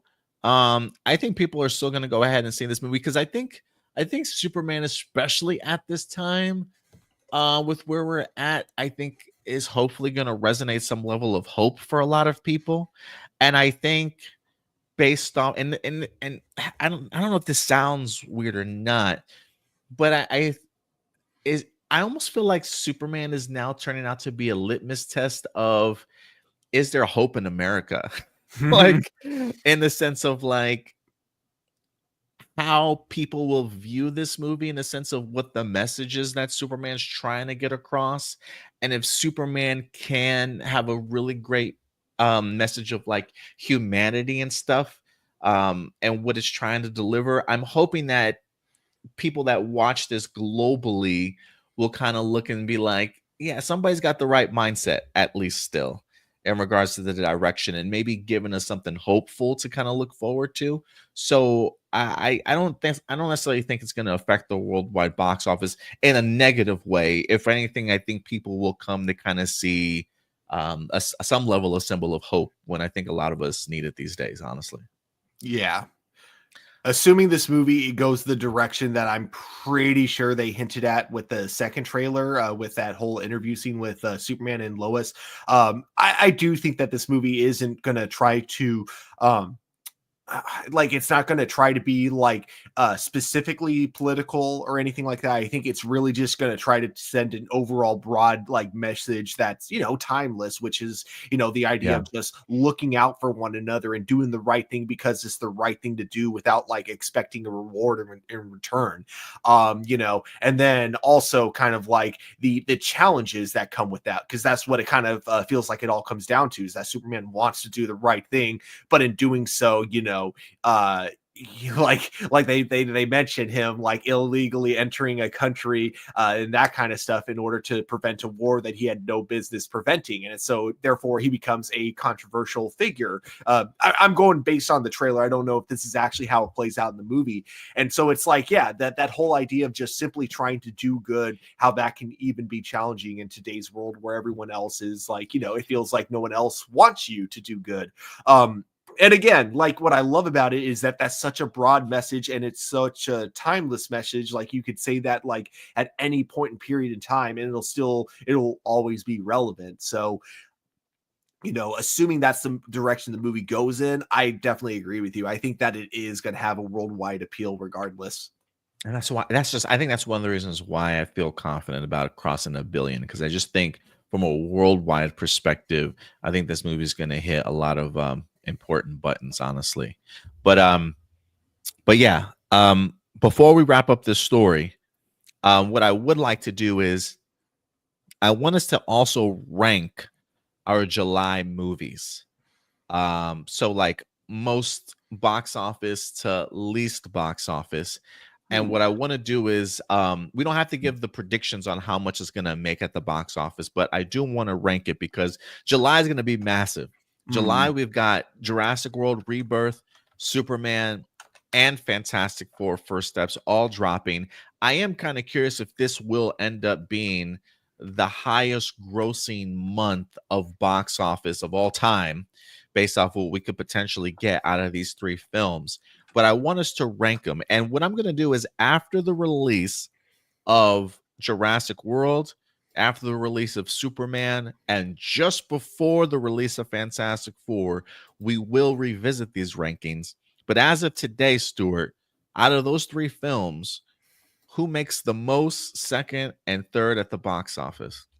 Well, we're forgetting one really important movie that I think is going to crush all three of them, and that is Bambi: The Reckoning, which comes out July 25th. I think that's going to probably cross like $3 billion. Let's be honest. But yeah, no, I think that my predictions are going to be Superman is going to make number one, Fantastic Four will be number two, and yeah, I don't think Jurassic Park Rebirth is going to be as successful as Universal, right? They're the ones producing that. I don't think it's going to be as successful as they're hoping. Because I think that with the last movie, it didn't make as much as the previous two, and that was one that they really used like a lot of nostalgia bait for by bringing in like a lot of by bringing in all the original actors from the original Jurassic Park trilogy. And even that one wasn't as financially successful. So I think like this whole thing where you're giving us a reboot in terms of like the cast, but still making it a direct sequel to the previous film. I don't know, because nothing in the trailer has come off as that appealing. It hasn't shown us anything we haven't already seen in Jurassic Park, and just nothing about the new characters really stands out in terms of like, their personalities being anything different than what we haven't already seen before. So, I know I seemed a little more optimistic about this movie earlier when I talked about it, especially with it being kind of a more of a reboot of the franchise. But kind of the more I'm looking at it, the more I don't think it's going to do that well financially. So I'm going with Superman number one, followed very closely. I think these are going to be neck and neck by Fantastic Four. And then while I think it will be a success, I don't think it's going to be anywhere near those two. Jurassic World, of course, would be number three. Nice. All right. And we will revisit this after the release of Jurassic World Rebirth. I'm going to go Superman. I will go Jurassic World Rebirth, and then I'm going to go Fantastic Four. Okay, you're putting Jurassic World above Fantastic Four. Yeah, I mean, I would agree with you in the sense that while Jurassic World did not make as much as its predecessors did, it was still $1 billion film. So there's a part of me that thinks that this movie could also be $1 billion film. I mean, let's be real. That last Jurassic Park movie was not the best, and it still cost $1 billion. I have a feeling this movie will at least be better than that. And I think because it kicks off sort of that July season for summer movies, I think it'll benefit from the rush of the crowd wanting to go out to see dinosaurs because everybody loves dinosaurs. And I think so. I think it'll have legs. So so I'm gonna go Superman, Jurassic World Rebirth, and then Fantastic Four. That's what I'm gonna go with for my rankings right now. But again, we will revisit this after the release of Rebirth. I'm going to be totally honest. I had no idea the last movie crossed $1 billion. Me either. For some reason, I had heard that it was a financial failure. What the hell? No. Oh my No. gosh. See, the internet lies to us. Oh my gosh. It must have been one of those things because I didn't like care enough to look too deep into it. I saw a headline, it subliminally implanted itself into my subconscious, and so therefore I was just under the assumption that it was not a financial success. I take that back, but I still am going to keep the rank or keeping it as I have. I'm still going Superman, Fantastic Four, and Jurassic World. But yeah, I now don't think it's going to be as I still now I think it's going to be a little more successful than I had originally thought. But yeah. So yeah, guys, mark this down. June 8th, we gave box office predictions for Superman along with our July rankings for movie performance. Let us know your rankings in the live chat or comment section box below. And speaking of the Fantastic Four, this was actually like a late addition to the show. I had another topic I was going to go ahead and talk about, but with us getting so close to the release of Fantastic Four, tickets are officially already on sale for the Fantastic Four. If you have not had the opportunity to go ahead and purchase your tickets, please go ahead and do so. It is available on IMAX screens. I believe some portions of this movie was filmed in IMAX, if not entirely in IMAX. I could be wrong there, but I do believe it's going to be on an IMAX screen, Dolby, 4XD, all the different types of formats you could possibly watch this movie in. But I want to add this in because Collider this week had a really great in-depth sort of sneak peek at the upcoming film with some more quotables from some producers and stuff. And so I wanted to highlight some of the things that were being talked about when it comes to this movie. And then I did have a very important question for you, Stuart, at the end regarding this film. But I do want to go ahead and dive into this article because as we get closer to some of these films, I think we want to bring attention to them and let people know what's going on with them to kind of help build up that hype level here. A sneak peek, a sci-fi epic inspired by Kubrick, Star Trek, and even Sam Raimi's Spider-Man. This is one hell of a long article, so I did highlight some portions of it that I wanted to kind of go over with you real quick. But it says last September, Collider, alongside several other media outlets, visited the set outside of London, talking to the cast and crew and observing the making of what feels like the most unique and stylish movie the MCU has made in a long time. From the second we stepped on foot on the set, everyone we met reinforces the same thing almost ad nauseum. This movie is about family. The subsequent trailers also underline this, with the centerpiece of the advertisement being Kirby's Sue Storm, declaring that we will fight the evil of the world as a family. So we had the opportunity to meet Grant Curtis and Tim Lewis, both veteran franchise producers. Curtis having worked on Sam Raimi's Spider-Man trilogy and the MCU TV show Moon Knight, while Leslie was a co-producer on the last 4 Harry Potter films. It's all about family, Curtis reiterates to us, but it's not just one family. Lewis tells us that Reed and Sue's growing family is as much part of the story as the main 4. It says, if you care about them as family and you don't believe that family unit and the romance, or at least the marriage between Sue and Reed and the ups and downs of a marriage, if you don't play that organically, then everything else is going to fall apart because people don't believe those relationships and they don't believe the grander Galactus threat. Curtis noticed that this dedication to family and what the Fantastic Four has always been about is shared by everyone on the team, especially the director Shackman. Matt is a big family guy. We talk about family has been the part of the DNA of the Fantastic Four from comic one, but how do we bring those emotional bits into it? So it's great when your fellow storytellers are also fellow fans, and it makes the process a lot easier. It says perhaps the concept of family being so important especially applies to the cast who are asking to come together and build that intimacy. Quinn, who stars as Johnny Storm in the Human Torch younger brother, told us, this is what Joseph Quinn says, that's kind of the brief for all of us as actors, is to establish this kind of familial dynamic that is complicated and caring and consistent. And, families are rarely totally functioning. There's certainly some dysfunctionality, some dysfunction stuff going on in this family, and it's kind of nice leaning into that. the idea that we have to love each other for who these characters are, and it's pretty useful that we all get on well, so that kind of makes it easy. While the bonded family will naturally make for a lighter fare, Shackman does tease about the existential and moral conflict that Sue and Reed will face, questioning how to be both a superhero and a parent is integral in the story. This is the last paragraph. It says there's a tremendous amount of pressure to bring a young person into a world where essentially the world is depending on you, and that you live in the Baxter building, which is essentially a glass house that the entire world knows what you're doing day to day. And there are all these villains that want to come after you. Can you be a parent? Should you be a parent? What does this mean when you are a parent, to balance all these things? And ultimately, does this parent make you better at does being a parent make you a better at being a superhero?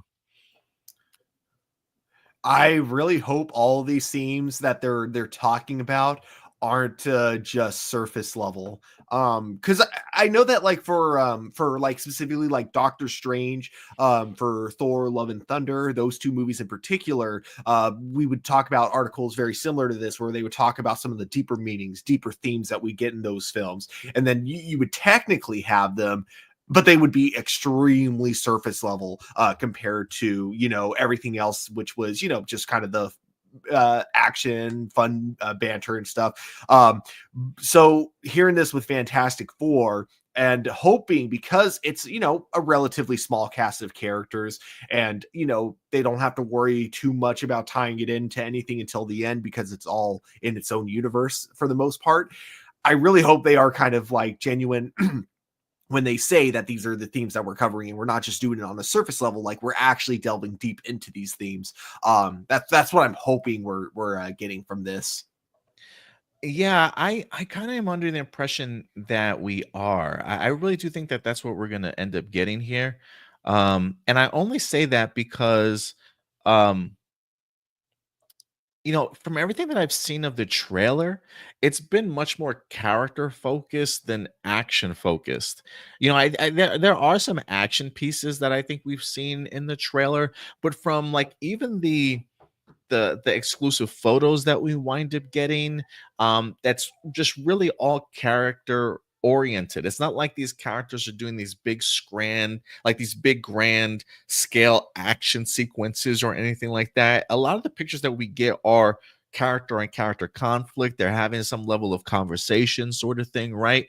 And just the way that they're putting this movie together, it feels like it is going to be really character driven in that sense. I go back to thinking of what Matt Shackman did with WandaVision, and while we got a big climactic sort of action finish, I do feel like a lot of that stuff from the WandaVision was very character oriented, and what the characters were really kind of going through. They didn't blow us away every week with a big sort of action sequence or whatever the case may be. So this feels like this is certainly going to be a unique vision for the Fantastic Four, in the sense of really relying on the themes of family along with parenthood. And as somebody who's a parent myself, I am really interested to kind of see how they dive into that a little bit. The idea of, can you still be a superhero while also being a parent? As a superhero, should you even bring a child into this world? I think we kind of struggle with that now, in the sense of like, even as a father, I think to myself, while I had a son and it wasn't planned, I do question, like, should I have brought my son into this crazy ass world that we kind of live in, right? And so if you're a superhero, having to manage that idea that your world is even crazier, was it a smart move? How do you balance all of that and just understand it? So from a thematic standpoint, I do think this is going to be a uniquely different vision of the Fantastic Four than we've ever really seen before. I think they're really going to focus on it, but at least that's my hope. Like you said, not just surface level, but really tackling it. And the way that they've set up this movie, I think we're gonna. If they're saying it, I think we're gonna get it that way, Stu. Mm-hmm. Yeah, I'm hoping so too. It says the setting won't just allow some banger needle drops or stylish flourishes. It will allow first steps to get but further beyond the confines of the MCU.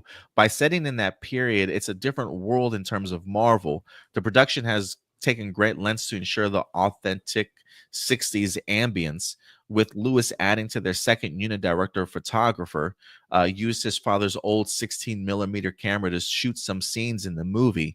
When Curtis going on to say, we've been able to grab some of those techniques from the 60s to make this look as authentic as possible.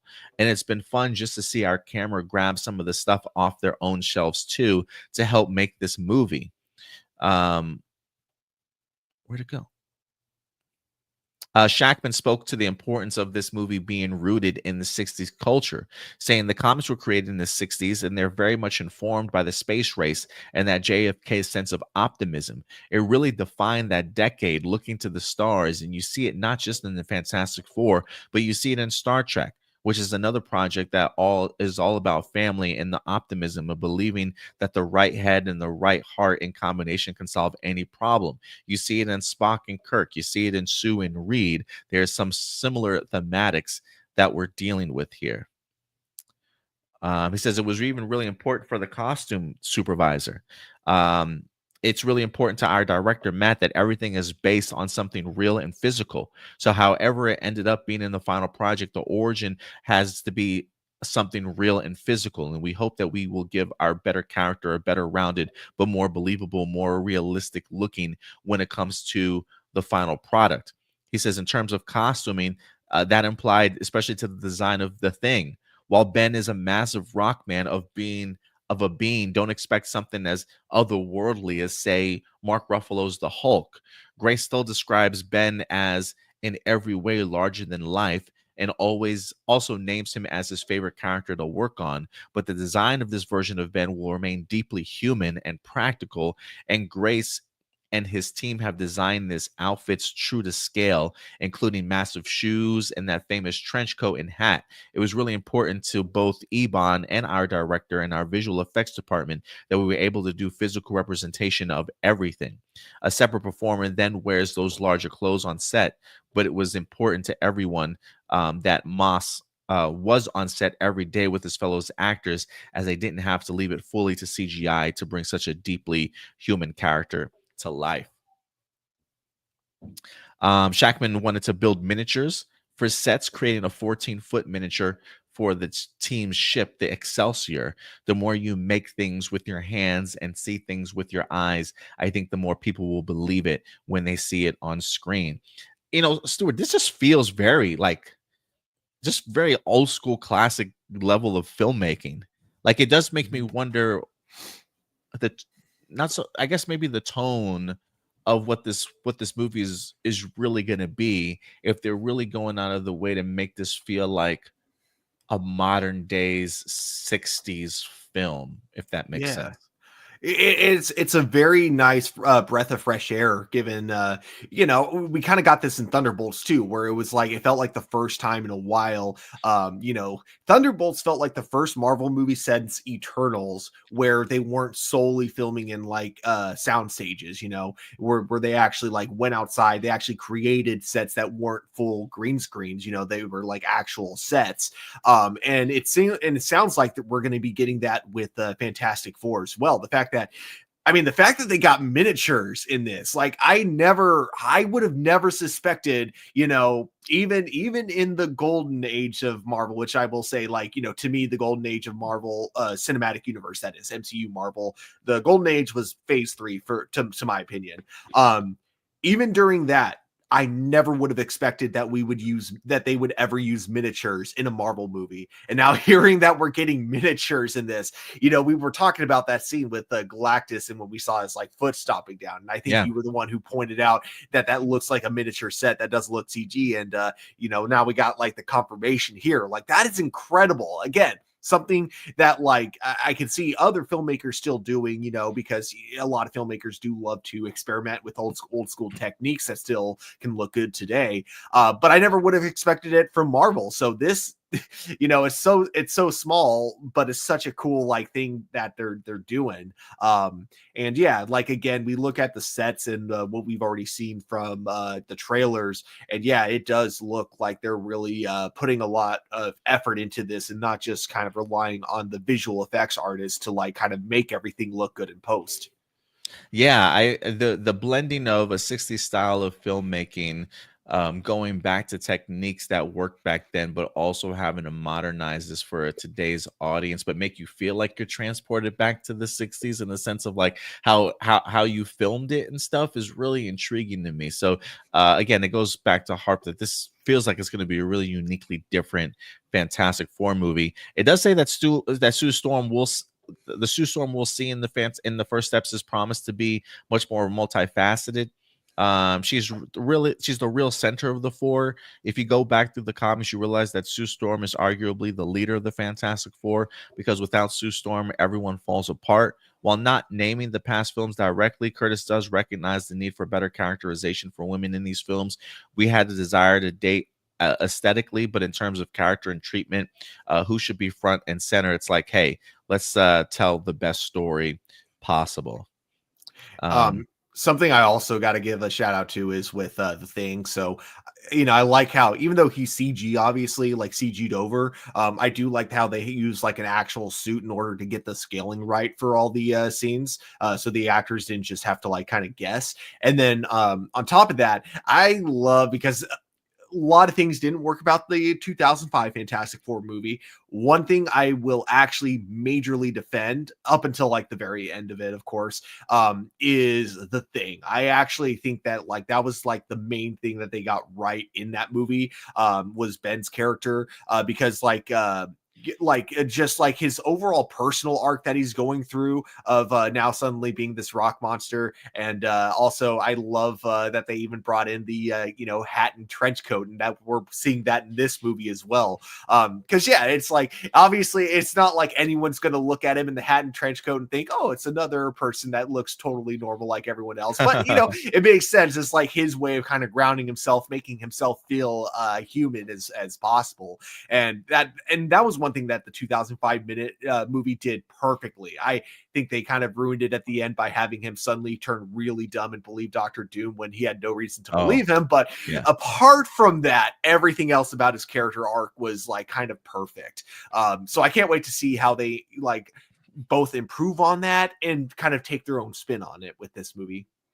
And then last but not least, and we'll wrap up with this, when asked Also, about what you looked like you were looking at something. What was going on? oh no, my girlfriend was outside my window making funny faces at me and shit. Oh, Yeah, it's right along my window leads to the driveway out there, and she was, I guess, putting away some trash or checking on some of our outdoor cats, and she just like plastered herself against my my window.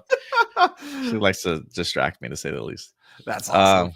Yeah, I didn't know anybody saw my face, but yeah, I guess the camera's bigger on on one side than it is here. But lastly, to wrap up with the Fantastic Four side of things, it says, when asked about what we can expect from the film's villain, with Galactus as the main baddie, with his mercenary, the Silver Surfer, Curtis doesn't hold back in getting us excited. He says, the most epic of the most epic that you can imagine, because that's the global stakes that we're dealing with, the universal stakes we're dealing with. That's Galactus. When Galactus's gaze comes across your planet, you're not in a good spot. I think that's as big of a scope and scale you can ever ask a villain to bring with him or her. And that's what Galactus brings. One of the beautiful things about working with Kevin Feige and Shackman, they are totally in on the sci-fi. I know that's not a shock, but just to see them talk about all things sci-fi and really embracing that look, and Galactus and one of the original bad guys of the Marvel universe. So they're going all in with this Galactus thing, as we've seen from some of the photos already, some of the marketing and stuff. Homeboy's got a full-fledged Galactus suit, and they're not holding back when it comes to this film, Stuart. I'm looking forward to this movie, Stuart. I really am. If I had a question to ask you, though, should we be worried about this movie? After everything we just listened to, should we be worried about this movie? And what's your excitement level? My excitement level is really high. I wouldn't say it's Yeah? through the roof, but Okay. it's definitely high out there. Okay. I don't know. For me, I don't think I'm too worried about this movie. I think that even if this movie isn't the best, I don't get any vibes that this movie is going to ruin Fantastic Four or completely miss the point of the Fantastic Four books. Even if it doesn't end up being as good as fans want it to be, at the very least, it feels like the movie is coming from a place of fans, and it's coming from a place of people who understand like the overall themes of the comic books. Someone who understands the importance of the kind of the family aspect of the Fantastic Four comic books. And the people that who are making it seem to really want to make it a character film, which is, again, when it comes to Fantastic Four, that should be the number one goal, is the characters. It should be more about that than the action and then the choreography. Like, obviously I want some good action in this movie, but that shouldn't be what the movie itself is about. And you know that's the vibes I get from this, and so I'm very optimistic about this. I think we're in for a fun one. I'm glad that that's your vision of it, because I don't know if I worry if that's not what other people's vision for this movie should be. Um, I am worried in the sense of, I think it's going to be a great movie, but I think it's going to be vastly different than I think some people expect it to be. Mhm. I have a feeling that people are going to hope for big, bombastic sci-fi action. I don't want to say throughout, but I agree with you in the sense I think that this movie is going to be much more character driven and story focused than people kind of realize. So I kind of expect slow pace, yet high tension, high stakes. I think you'll feel it in here based off of the attachment that we get to the characters. But I think that attachment is going to come at the expense of a lot of character development, and not a lot of big bombastic action. I think Joseph Quinn this week also mentioned the idea that, or dropped the name Mole Man, that Mole Man was going to be in this movie.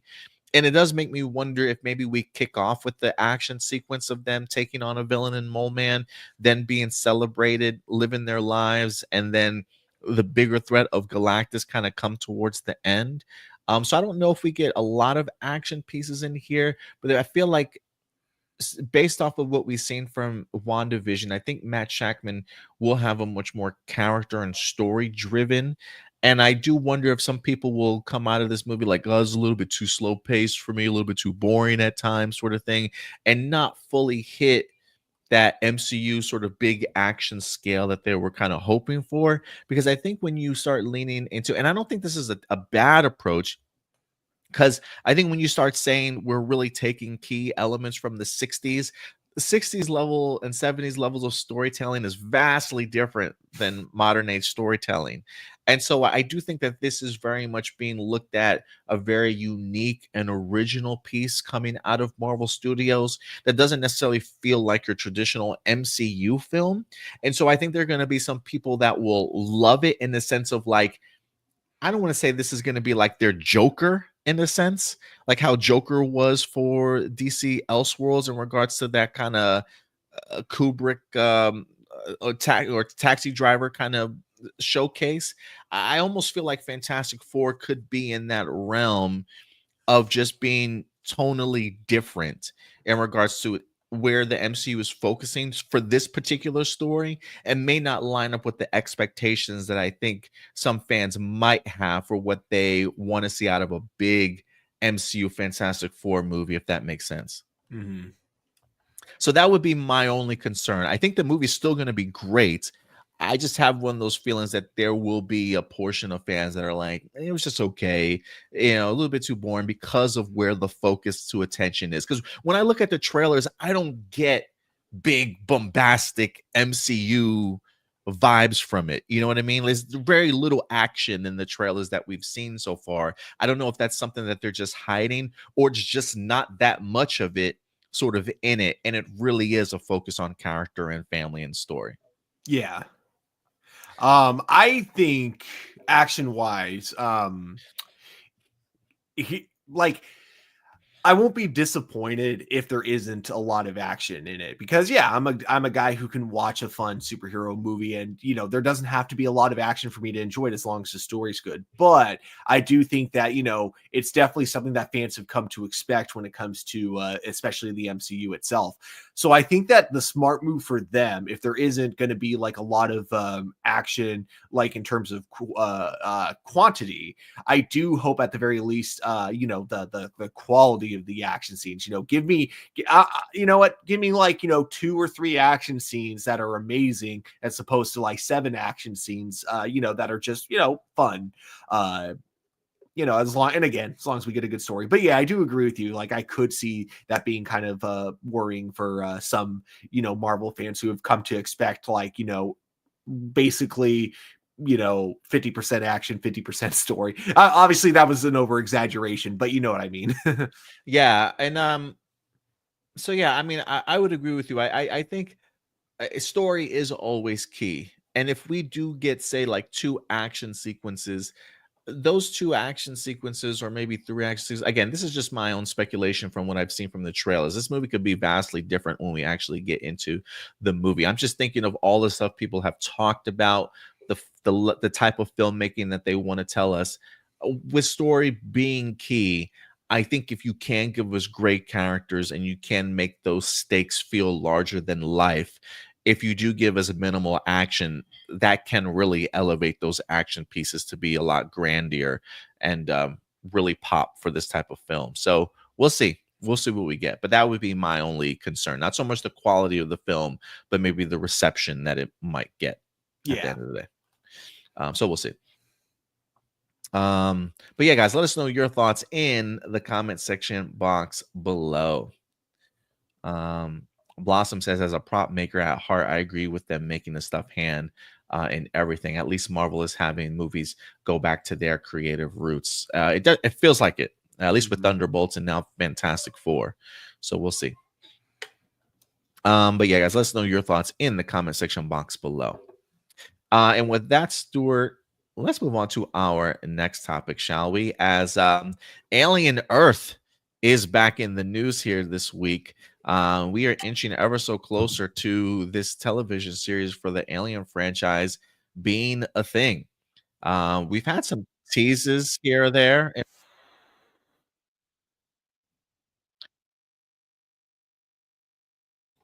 series is going to be about, but I think we've I'm been. sorry, your mic kind of randomly cut out. Oh, can you hear me now?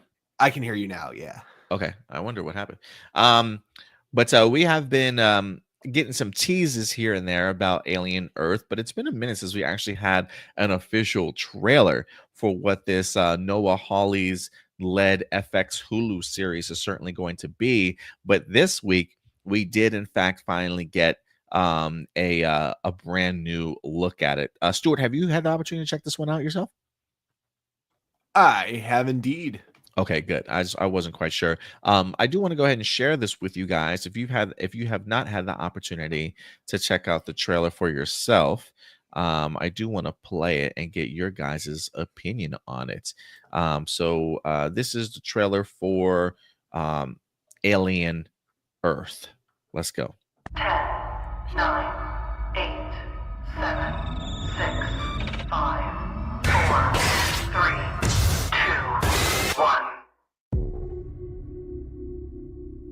How's our girl? She's ready. You're gonna be the first person to transition from a human body to a synthetic. Because I'm special. That's right. You're very, very special.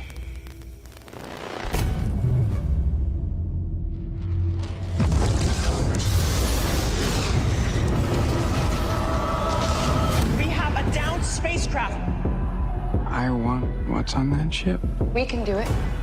We're fast. We're strong. We don't break.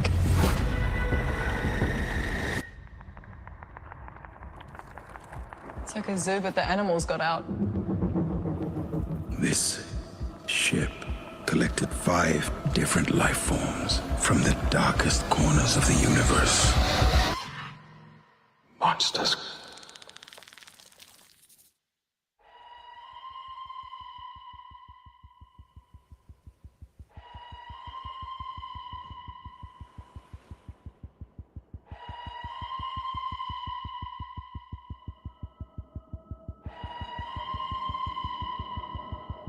Invasive species. Predatory. We don't lock them down, it will be too late.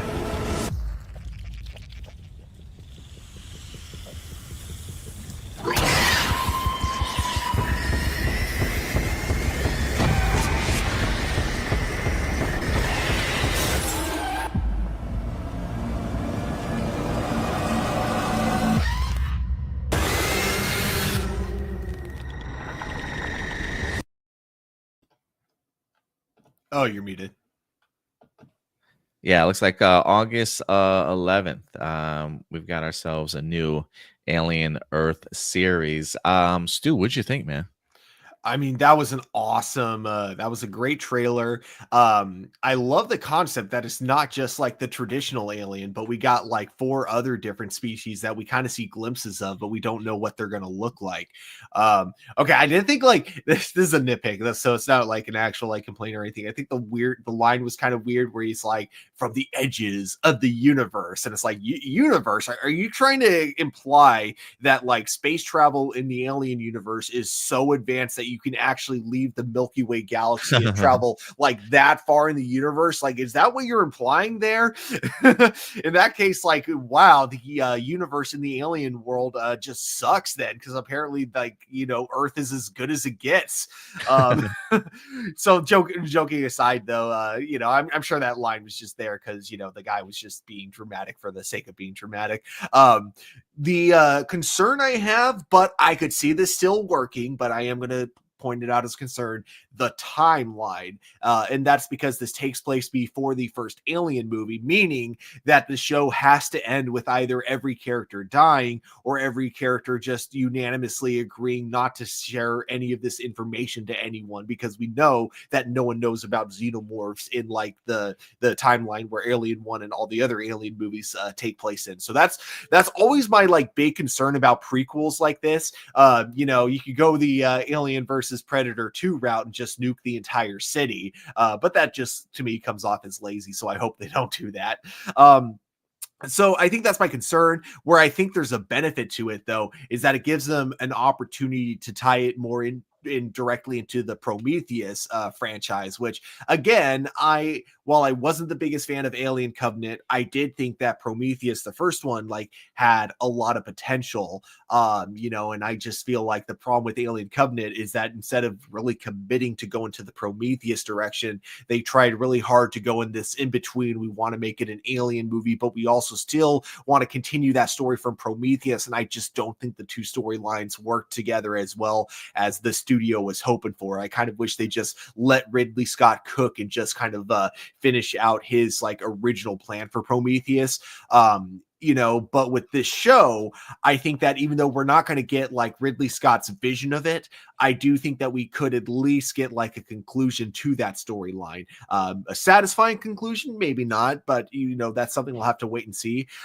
You know, I think it'll depend on whether or not they can get Michael Fassbender back to reprise his role. Yeah, like I see so much potential with this. A little bit of concern again with the timeline. I do think that they could do a lot more with this if this took place after Aliens and suddenly, like, you know, xenomorphs are a lot more known, and therefore you could totally have like kind of this whole series just being about trying to survive an Earth that's occupied by xenomorphs. Like, I think that would have made a really good TV show. But with what they got with this, I think there's a lot of potential, and I'm excited to see how it goes. Correct me if I'm wrong. I want to say I rewatched Alien recently, getting ready for Alien Romulus, but you know, I guess I was always in the. Correct me if I'm wrong. I just can't remember. And didn't the company that create the AI and Alien, weren't they? They weren't aware of like an alien species, a xenomorph. Like they weren't out there to secretly like capture it or bring it back for experimentation.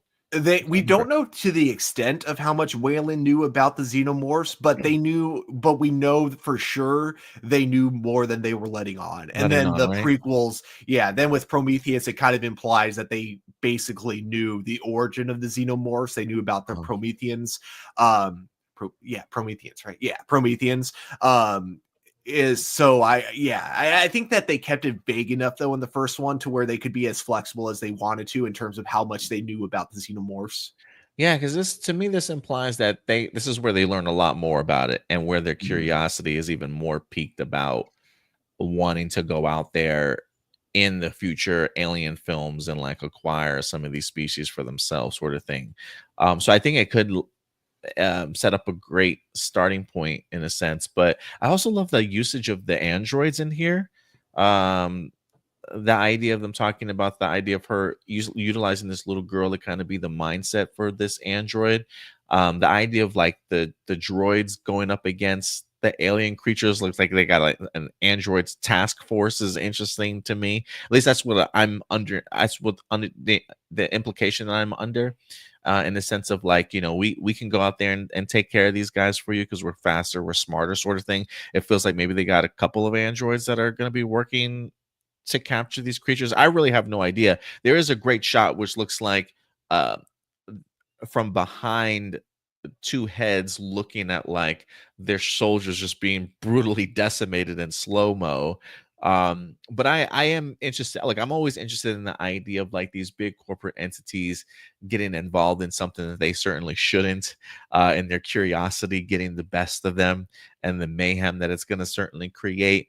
But it does, I would agree with you, if there is any worry, concern, it does make me wonder like how this does lead into the story beats of Alien without ruining the canon, in that sense of like, if these creatures did come to Earth, how were they contained from the mass population not being made aware of this bigger threat, sort of thing. And really just that further insight of, I would assume, the whaling company or whoever to really learn more and more about these species, and still want to learn more despite the mayhem that it's about to happen here. So I am interested. From a trailer standpoint, hot damn, like I am ready for this series even more. I think this is a really great official trailer for it. For people that, if they didn't know an Alien television series was about to drop, I think this definitely did its part in regards to setting the tone of what we can expect. And that eerie soundtrack for Aliens always gets me. I think they utilized it really well in here. So from a trailer standpoint, I thought this was fantastic. I'm really looking forward to it. Yeah, definitely. And with that out of the way, guys, let us know your thoughts in regards to the Alien Earth trailer. What did you guys certainly think about it? Let us know in the comment section box below. And from there, let's move on to some video games adaptation turned into television series. As Stuart, one of your, I think you're pretty highly anticipating this, but Mass Effect is back in the news. According to Deadline, they are moving one step closer to pre-production for this series, as they have in fact found their showrunner for the series. Let's go ahead and bring up this article for us to dive into. And Amazon TV, I tell you, Stuart, every time I feel like I get an article of like a show's going into production, I'm like, oh, who's the streaming service? I feel like it's Amazon Prime all over the place. Like they're just grabbing up franchises and IP as quickly as they possibly can. But this comes from Deadline. It says Mass Effect Doug Jung joins Amazon series adaptation of video game as the showrunner. Long gestating Mass Effect TV series is taking a major step forward in its development with the hire of Doug Jung as showrunner. He will be working alongside Dan Casey, who has been writing the project for almost a year.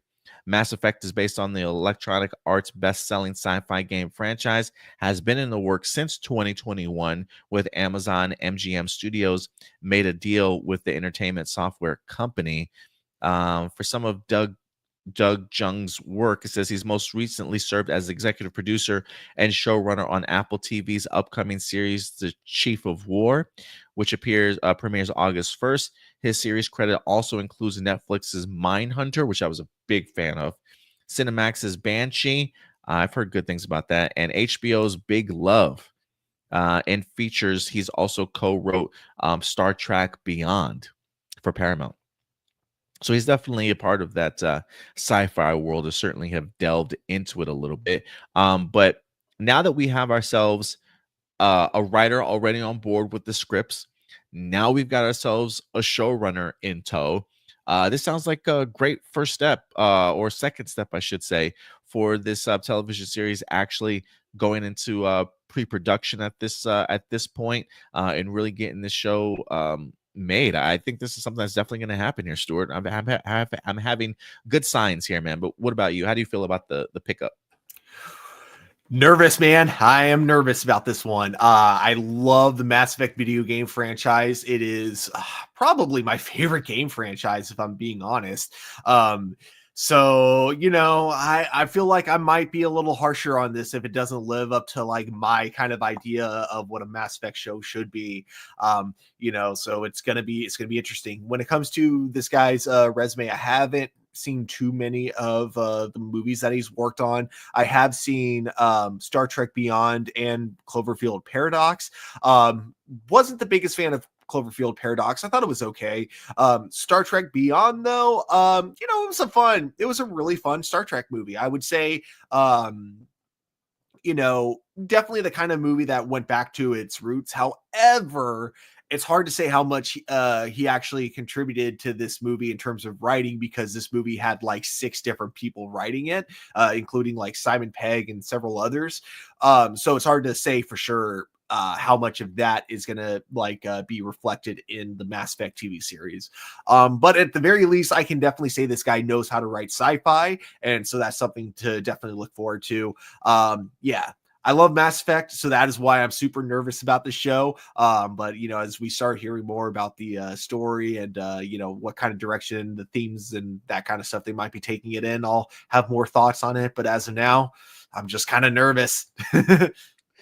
Yeah, I don't blame you, man, for being a little bit nervous. I'm really looking forward to this. I like the idea of it being over at Amazon. I think Amazon tends to take pretty good care of their television series in the sense of focusing on budget, the storytelling, really allowing their creators to just kind of create. So I think with him already having some experience diving into the world of sci-fi, while I wasn't necessarily the biggest fan of Star Trek Beyond, I think there's some elements to it that if I look at his level of writing or what he brought to that world, feels like that might transition well in regards to how big of a grander scale of like Mass Effect certainly is in regards to different alien races, different planets, and things like that. So I would be interested to see how he runs this particular show. I was a really big fan of his work on Mindhunter. I don't even know if that show got canceled after 2 seasons or if there's more story to certainly tell. I can't remember how the show itself ended, but I was always a big fan from the first 2 seasons of Mindhunter at least. So I think he might be in pretty good hands, and I do think that Amazon is the type that certainly tries to do their best to take care of their IPs, or at least understands the importance of what this means to the people that play these video games and such. I feel like when it comes to video games, at least, or even like 80s, 90s pop culture IPs, Amazon is just collecting them at this point.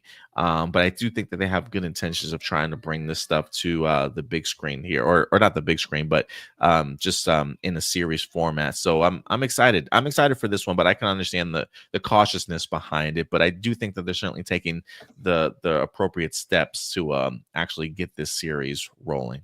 Mm.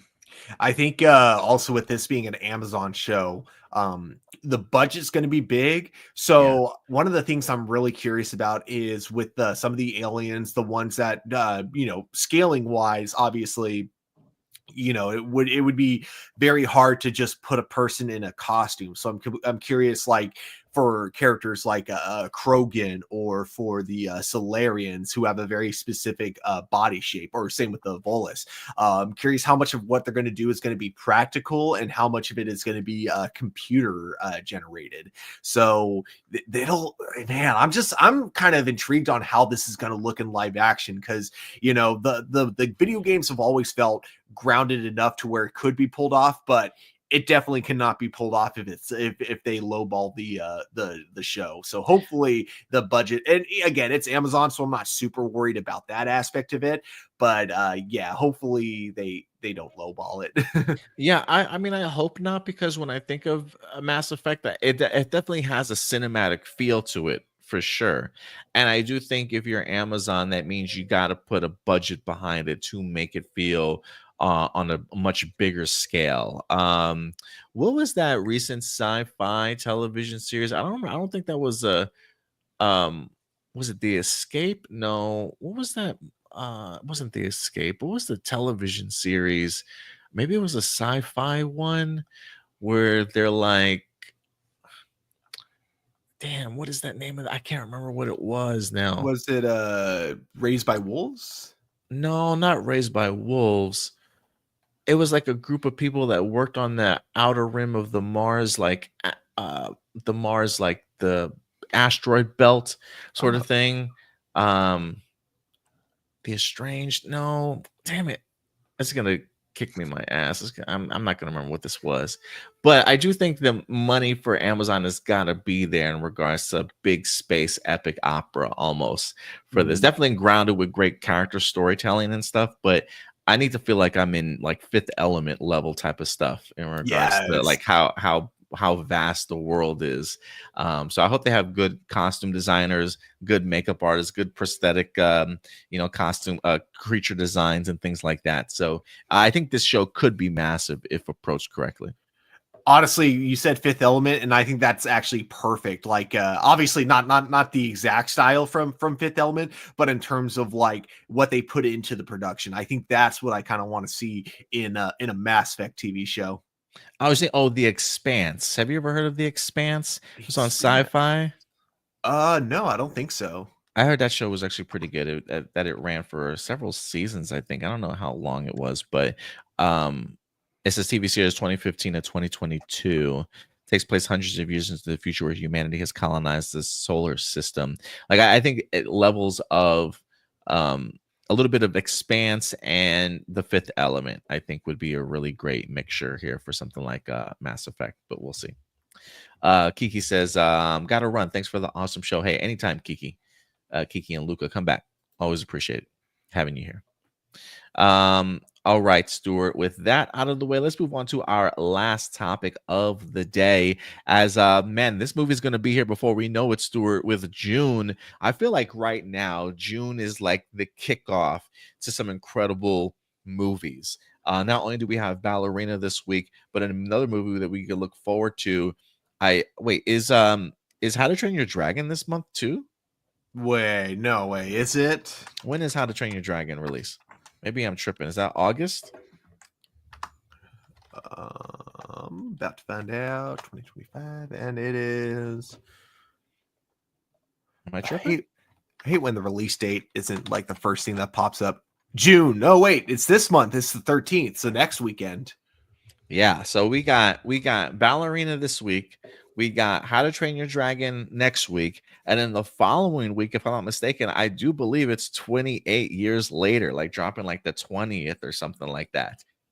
So for me, this is like the kickoff to summer movies, in the sense of like every week or every 2 weeks, we're about to get something relatively big here, leading all the way up through July. But 28 years later is gonna be here this month, and I wanted to go ahead and highlight this and give it some time to shine on this show. It may be the last time that we talk about 28 years later before the release of this movie, but certainly worth talking about. As the idea of where is Cillian Murphy gonna be at, Stuart? Is he gonna pop up in this movie or not?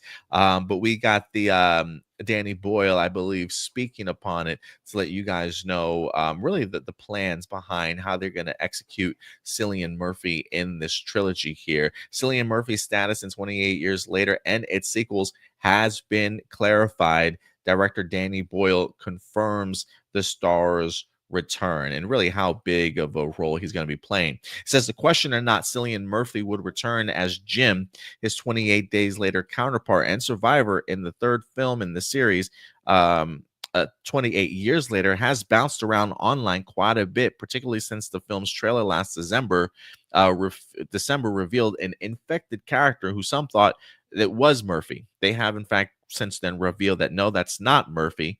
But director Danny Boyle has outlined the plan for IGN regarding Jim and the new series of films that start with 28 years later. He says, well, it's 3 films, a trilogy of films, which have connecting characters. Adding that Spike, the 12-year-old boy played by Alfie Williams, is central to the story. He will run right way. He will run right way through the films. We've shot the first 2 back to back, and that was for logistic reasons, actor availability reasons, and for story reasons as well. They're literal continuous. He says the Bone Temple is scheduled for release January 16th on 2026, just 7 months after 28 years later. He said there's a coda.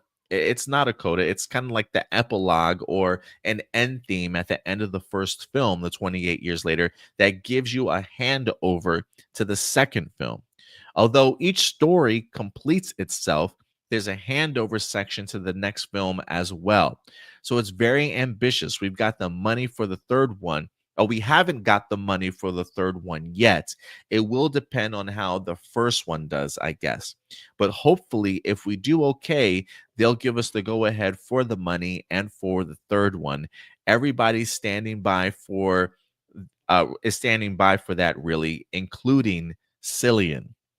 So Murphy would be in the third film of the current cycle, the sequel to the Bone trilogy, if and when that happens. But Boyle also confirms that the Oscar winner is in the Bone Temple as well, though it remains to be seen how much he's in it. He's in the second one, Danny Boyle says before smiling. I shouldn't give away too much. I'll get killed. As for whether or not he'd come back to direct the third movie, Boyle says 100%. I would love to say, yes, God willing, your health maintaining and all that kind of stuff. But it also depends on how the first film does. You might not want me to. You never know. You've got to realize that there are plenty of alternatives. Ultimately, Boyle wants the series to keep pushing the boundaries of the genre that 28 Days Later did. And this thing just jumped on me here. Where'd it go? I thought there was like one more paragraph, but maybe I'm tripping. He says, the thing about sequels, you want to push it on and take huge risks. I have to say fair play to Studio Sony Pictures. They did allow us to take liberties with 28 years later. They could have said, oh, no, it needs to be more sequel-y. You need to rely on some of the ideas that are in the original. And what does that mean? Cillian's not going to appear in the first one. I thought you said Cillian was going to be in it. Yeah, Cillian's going to be in it, but not quite the first one. So fair play to them. They've put up with a lot. I think that last piece is almost as equally as important. The idea of Sony really giving Danny Boyle his liberties to kind of play along with this, because it's pretty true in the sense that, like, studio heads probably want to be as involved as possible. And I think when you pitch the idea of a 28 years later sequel, the first person you think of is Jim or Cillian Murphy, especially coming off of his Oscar performance in Oppenheimer. And the idea of like pitching this to them, I'm sure the studios probably did ask the idea of like Cillian Murphy.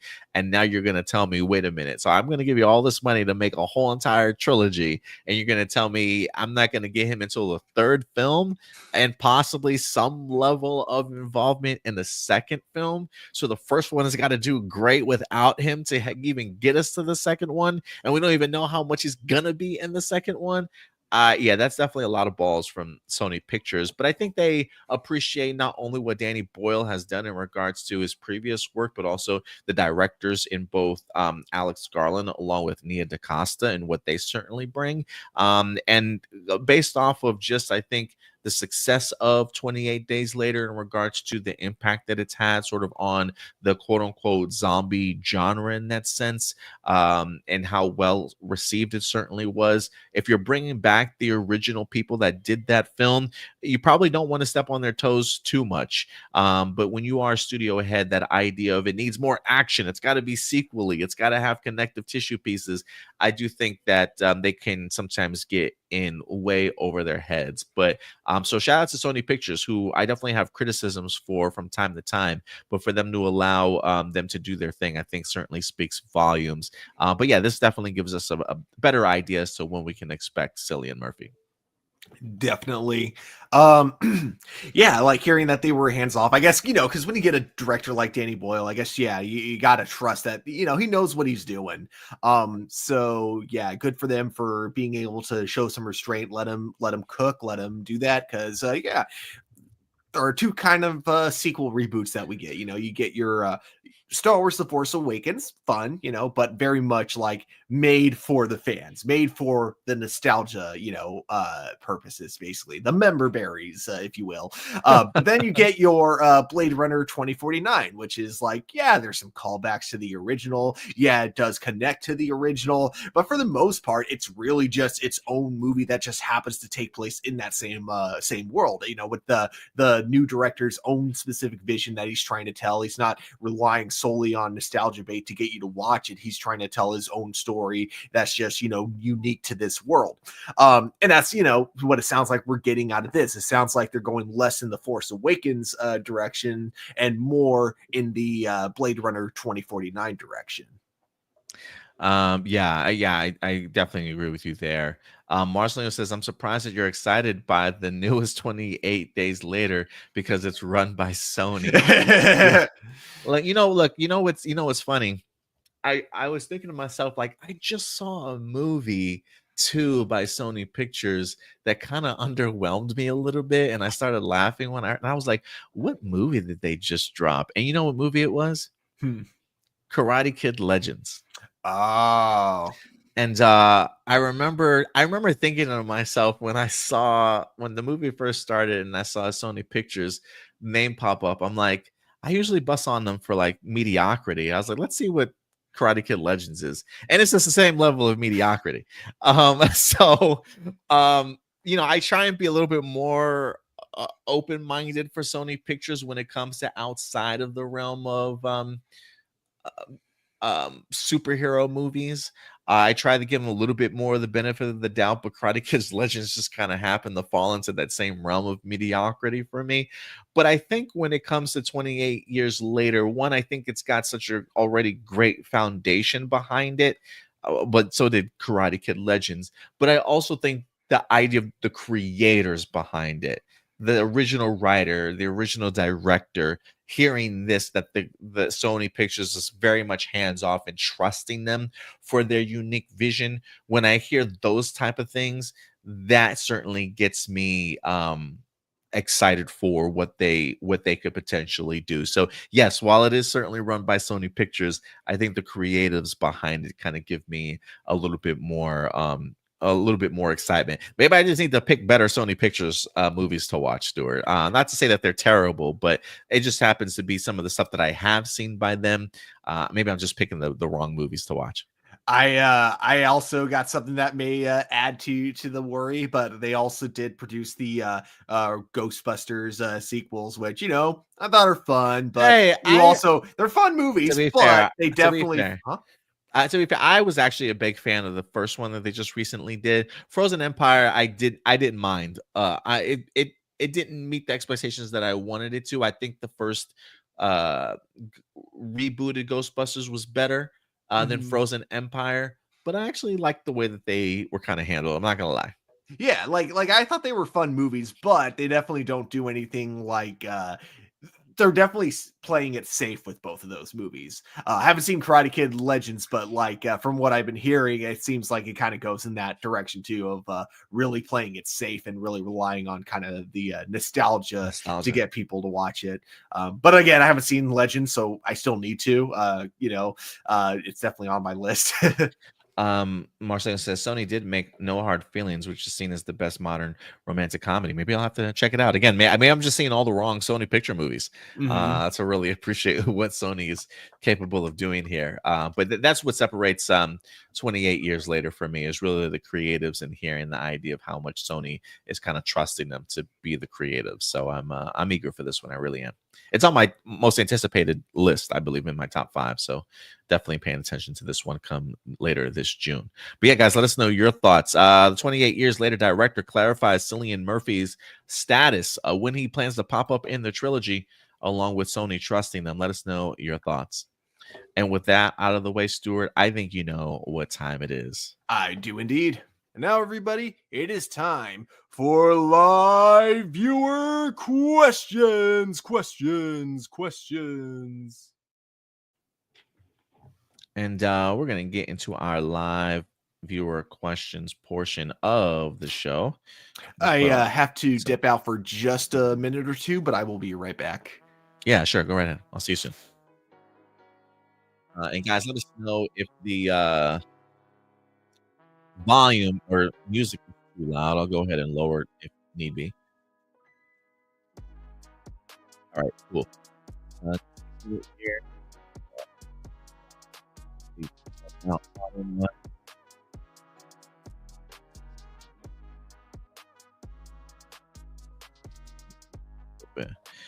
And we're going to get into our live viewer question portion of the show.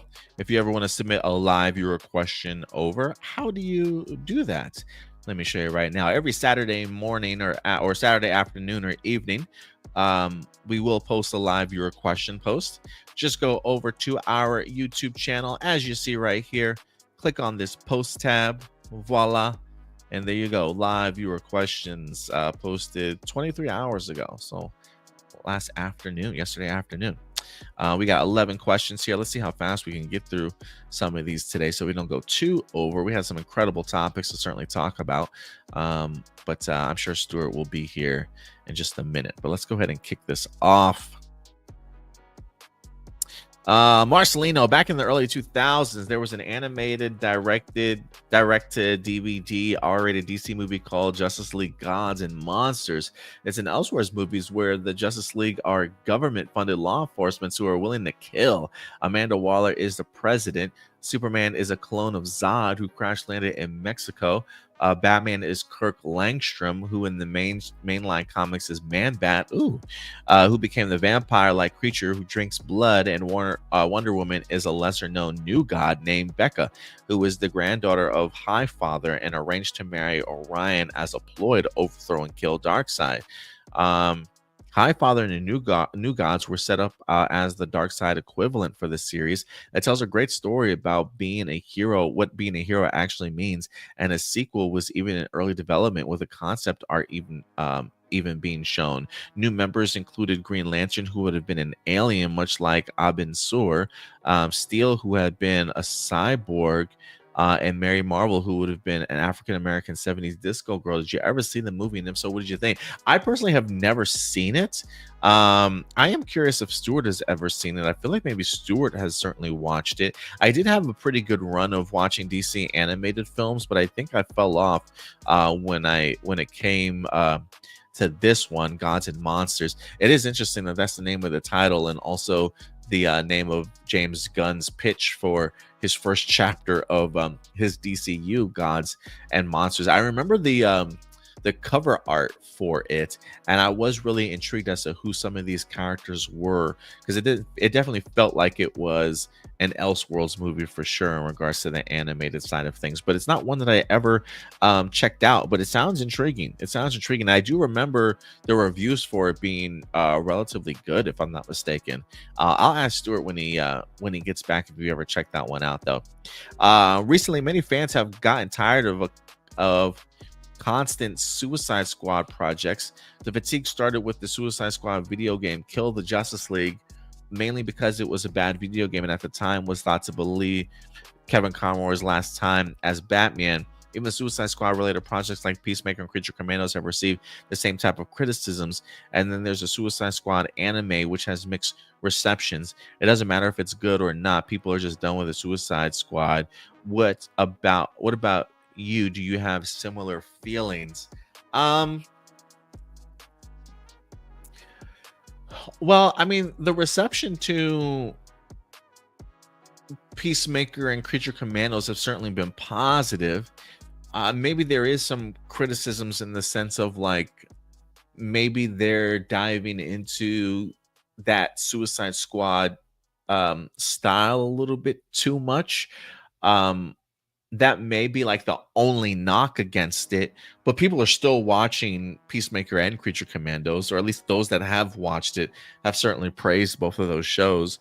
So like Peacemaker season 2, I think people are still going to come out for that one too, just because of not only the success of the first Peacemaker, but also it now being connected, or the handoff from the Superman movie that we're going to get here in July. So I do think I think the audience may even get a little bit bigger for something like Peacemaker, but I do understand the criticisms, and I think it's just because if there has been, outside of the video game, there has been any elements of the DCU that may have been successful, it probably is the Suicide Squad stuff, right? I mean, the first Suicide Squad, probably has its fans, maybe doesn't. But then with how the DCEU certainly turned out, that kind of fell by the wayside a little bit. And then you got James Gunn's Suicide Squad that I think is positively received. I think some people still have some questions of like, did we need a new Suicide Squad movie sort of mentality? But I think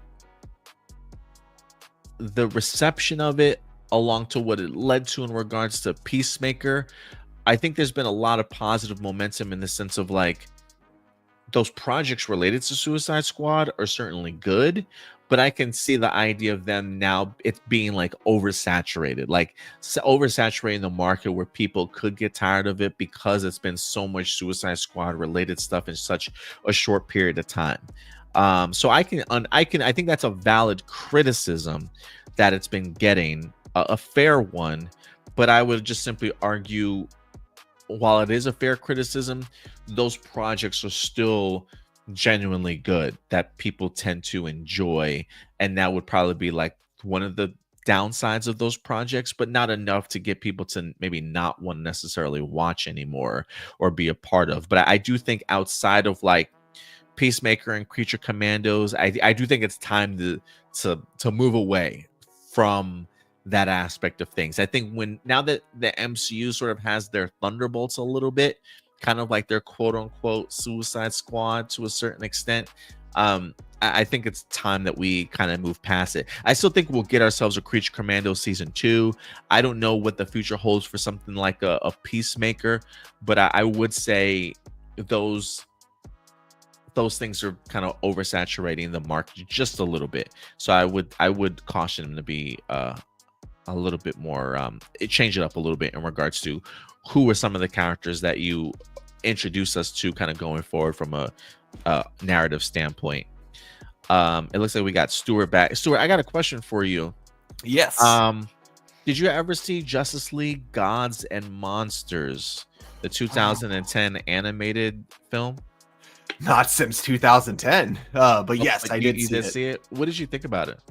I remember really enjoying it. I love that we had the Bruce Timm art style, and I kind of like the unique take on the characters, especially with having a vampire as Batman, and then Zod. I think it was Zod as Superman, right? Yeah. But yeah, it's honestly been way too long. I barely remember it, if I'm being honest. Yeah, it's been. I don't think I've seen it. Continuing with the topic of anti-woke people making their own stuff to combat the woke culture, we have the alt comic hero. We have alt hero written by Vox Day. In the comic, the government assembles superheroes to track down angry Twitter trolls and beat them up. One of the heroes, named Rebel, wears a corset and short shorts as her costume, sports the Confederate flag as her mask, and is also her symbol. There are times in the comics the superheroes are fighting illegal immigrants who killed people, and after they win, they are then ambushed by extreme SJWs who could conclude that the superheroes are being racist and being too pro-American. So they pit fights with the heroes not knowing the full context. One of the heroes is a gay stereotype named Rainbow, who also slightly resembles Alan Scott. I guess that was done because the writer didn't like that DC made Alan Scott a gay character. What do you think when you hear this? I mean, I guess the question that I have is like, how big are these comic books? Like, are they? Do they even scratch the surface? Like, this sounds to me like a small creator that would be like at a Comic-Con trying to sell like his small, like not even a blip on the radar in regards to like the development of things. You know what I mean? You know, sometimes when you go, somebody's like, "Hey, come read my book. Let me let me pitch you my comic, and if you want to support a small up and coming artist and writer, you know, pick up some of my small level comic books." This feels like a blip on the radar, to be quite frank with you. Like, I don't know if I can take this serious enough in the sense of like, man, this is becoming mainstream comic books. I'll have to look this up though. Vox Day, alt hero Vox Day. What do you think about it, Stuart? Sounds dumb. I mean, I'm not surprised that, you know, these comics exist, you know, but I would be more curious to see if they actually like sell really well, and if so, what appeal do they have other than the you know, obvious like, oh, we're just trying to fight back against woke culture. It's like, cool, but do you have like a story beyond that, or are you literally just making this because you hate things that are woke? Because that usually ends up leading to really bad storytelling. I mean, even if you're making something that is quote unquote woke and you're making it specifically to combat one thing that you don't like, that leads to bad storytelling. You know, you got to make sure you can't just like make something around one thing you don't like and then just write a whole like series about why you don't like it. It leads to bad writing most of the time. So it sounds dumb for obvious reasons, but yeah. It says Vox Day is the most so I'm looking up this. It's Archaven Comics. Alt Hero Volume 1 hardcover edition for $30. This is the Volume 1 omnibus. Is the author called Vox Day? First off, that's a weird name. Vox Day is the most intelligent, most eclectic, and most dangerous writers of his generation, with a literary range that spans from philosophy and economic commentary to epic fantasy and science fiction. He has been banned from every major social media platform and is forbidden by name from setting foot inside Google's headquarters. God, no. Why would I want to support this dude? Like, I'm just like, what? That sounds crazy to me, dog. That sounds so crazy to me. Wow. That sounds bananas, dog. Yeah, very much. Yeah. All right, anyway, moving on. Who else we got in here? Kiki's got a couple questions. Have you been to Galaxy Edge at Disneyland? Oh yes. What are your thoughts on it? Oh, I really enjoy it. Especially the oh God, what is the name of it? There's one ride in particular that is freaking huge because it's not just a ride. It's like kind of a bit of an experience too. So the one catch is it is the longest line you will ever wait for any ride, about an hour, probably sometimes more than an hour long. But once you get there, it's great because you start out by getting into this like little shuttle, and you think that because the storyline is that you're working with the Resistance and you're trying to get to the Resistance base. So you're in the shuttle, and it's a bit underwhelming at first because it slightly moves a little bit. It's one of those I can't remember the name for it, but when you have a projector screen and the ride you're in moves and the projector moves with it to give the illusion that you're actually moving. So it was underwhelming at first because it barely moves, and then you get abducted by the First Order. And I'm like, that was the ride? That's what we waited an hour for? And then you leave the shuttle. Nope. You get out to the shuttle, and it's basically, I assume it's all built underground, Disneyland, because you're suddenly in a first order like starship, and it is freaking huge. How much how much of it is built to scale. Like you even see like some Imperial walkers, and while they're not quite up to scale to how big they are in the movies, they're still really big. You also have like a whole like plethora of stormtroopers that they're statues, but of course they look like they're just standing there at attention. You have some really good cast members that do a great performance, playing like first Imperial officers, really getting into character by like yelling at all the guests, being like, "In line, rebel scum," and that kind of stuff. And then it ends with like an escape, like really fun escape chase scene where you're in like in a little Imperial shuttle, and you're trying to escape to a ship where Poe Dameron will take you the rest of the way to the Resistance home base. And yeah, it is one of the most incredible experiences I've ever had on a ride. And that's just one of them. I thought the Smuggler's Run was pretty fun. I really loved building my own lightsaber. Do I have it? No, I don't have it handy on me at the moment. I would show it off otherwise. And I even built a little droid, which that's dope. Actually, that one I can show off. Hang on.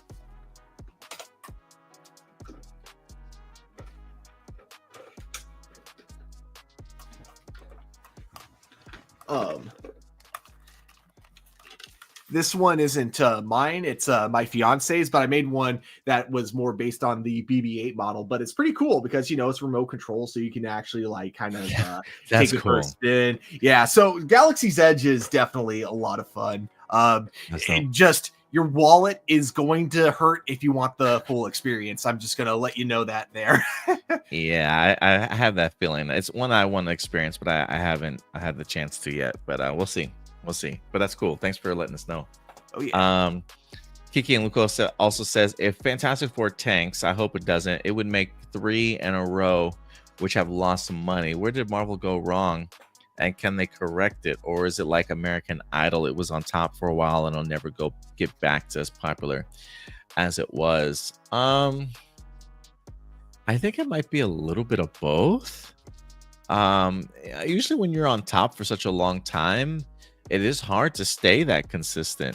I think we should still give MCU props for what it accomplished in its first 3 phases. I don't know if I think if we were under the assumption that Marvel would ever duplicate that again, I think we were kind of fooling ourselves. I don't know if you can duplicate that type of magic, especially when you've been around as long. Not to say you couldn't have come close. I think Marvel probably could have come a lot closer. I don't necessarily think the MCU is as broken as many people say that it is. I think it's a little bit more inconsistent. And it may not necessarily be doing so well at the box office, but I think quality, the movies have been okay. Some better than others, but yeah, certainly not on par with, I don't know. Some people would argue that, there are certain phases, maybe even phase 2 was kind of off and on too, of Marvel looking back at the past a little bit here. But I don't know. So I always felt like it is kind of like American Idol in the sense of you're great for a while, but like everything else, it falls off after a while when you've been doing this for such a long time. So I think expectations certainly need to change, but I think just the idea of where Marvel went wrong was just the idea of maybe expanding a little bit too quickly. One of my things that I've always pointed out, and I'm sure there's other issues with it also, is the expansion of the MCU into television. In hindsight, when they look back, they say, we've kind of established a no new members club. I think that's true to a certain extent. I think, at least from the television series of things, you've not only oversaturated it, but now you've including aspects into the MCU movies that you almost need to be knowledgeable about from watching the television series to kind of get the true scope and appreciation for maybe where the story is. And if you're not keeping up with some of the television series from Marvel, it might take away from that full experience. You don't feel as involved and as invested. Whereas I think the main MCU story arc should have always just stayed in the movies, connected to each other and built off of one another. And that's not necessarily what they've done this phase. And when you're dealing with something with the multiverse, I almost feel like because it can be so hard to explain and doing so many vast new things, you almost need to kind of keep it more confined instead of it expanding as much as they certainly did. So I think the idea of opening things up to the television has hurt them, and the oversaturation of just doing so many projects that you have kind of lost focus of the two things that have, I think, hurt them. Yeah, I think, the two main things, one, like you said, the over expansion of everything, I think, producing more and then, causing the quality to kind of go down. And then two, and I don't know if it's necessarily that like he hasn't been as involved with the movies as he used to be, or if it's because he's now in charge of all of Marvel, he's just been stretched way too thin. But, with Kevin Feige, he doesn't feel like he's as involved as he was before. So, all the movies that keep coming out, they still feel like they have those studio notes. It's just that now those studio notes feel less like notes that come from a fan and more like notes that come from, producers who just kind of go up based off of, what do audiences want? Oh, audiences love callbacks, put more callbacks into this movie. Does that make sense? Like, yeah, the decisions that we see in these Marvel movies that clearly come from the studio, they don't feel like they come from a fan perspective. It feels like they come from a business perspective. And I also would say this, looking at some of I don't know if you guys take Marvel Studios or Rotten Tomatoes as any indication. I mean, a lot of this stuff is pretty high ranked.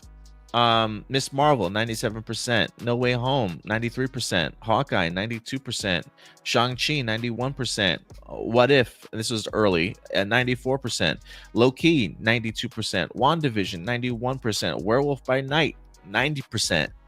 Right, that's phase 4. I don't maybe the weakest link in there is maybe Hawkeye.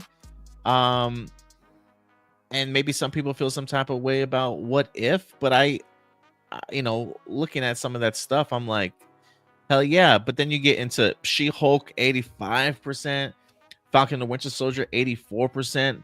Surprisingly, Doctor Strange Multiverse of Madness 74%, Moon Knight 86%, Wakanda Forever 85%, and this is the three low scoring ones: Black Widow at 79%, Thor Love and Thunder at 64%, oh, and Eternals at 47%. So I mean, we're talking about all these movies scored over 70%, with the exception of Thor Love and Thunder and Eternals, and then majority of these projects all scored above 80%, with the exception of Black Widow and Doctor Strange Multiverse of Madness, which I think Doctor Strange Multiverse of Madness probably should have ranked a little bit higher than Black Widow for me personally. But while being received relatively well, I think it just didn't return in the box office. And so I don't know, maybe oversaturation, maybe too many projects, maybe people just didn't, money going to the movies is expensive as hell. So maybe you have to pick and choose your projects that you attend to. So I don't know. I think there's multiple reasons. I don't think there's just one particular reason though. We don't speak of this show. Taking amazing. Yeah, I mean that was phase 4 that I brought up. I didn't bring up phase 5. That one was phase 5. And then I do kind of agree with this. Like I get why it wasn't, praised critically. I just don't get why it was hated so much. Like I don't think Eternals was that bad of a movie. I kind of enjoyed it. Yeah, man, I don't know why either, bro. I really don't know. Oh, that's I was trying to see if they had a phase 5 breakdown of. Okay. Phase 5 might have been the one that maybe struggled the most, but I don't know. Like Phase 5, Ant-Man and the Wasp, 46%. Guardians of the Galaxy 3, 82%. The Marvels, 62%. Deadpool and Wolverine, 78%. Brave New World, 48%. Thunderbolts, 88%. Yeah, I think Ant-Man to me and Brave New World might be the, I don't know if I would say 46, 48%, but I can understand those in the sense of not maybe being that enthralled in them. But Guardians of the Galaxy 3, boom, success. The Marvels, I think, is a pretty enjoyable film, great popcorn film, I think. 62%. Deadpool and Wolverine, I think overrated personally, but I still personally enjoyed it for what it was. And Thunderbolts, I think, is maybe the best of those movies.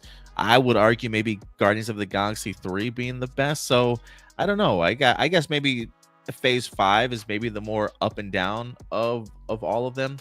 But I don't know if the MCU is as dead as people say that it is, but from a quality perspective. But maybe I think just the oversaturation has really just gotten to people. I definitely agree. I would not. Well, yeah, there's been some duds here and there. That's to be expected for the exact reasons that you brought up. But I would not say it's anywhere near dead. Like it's still going strong.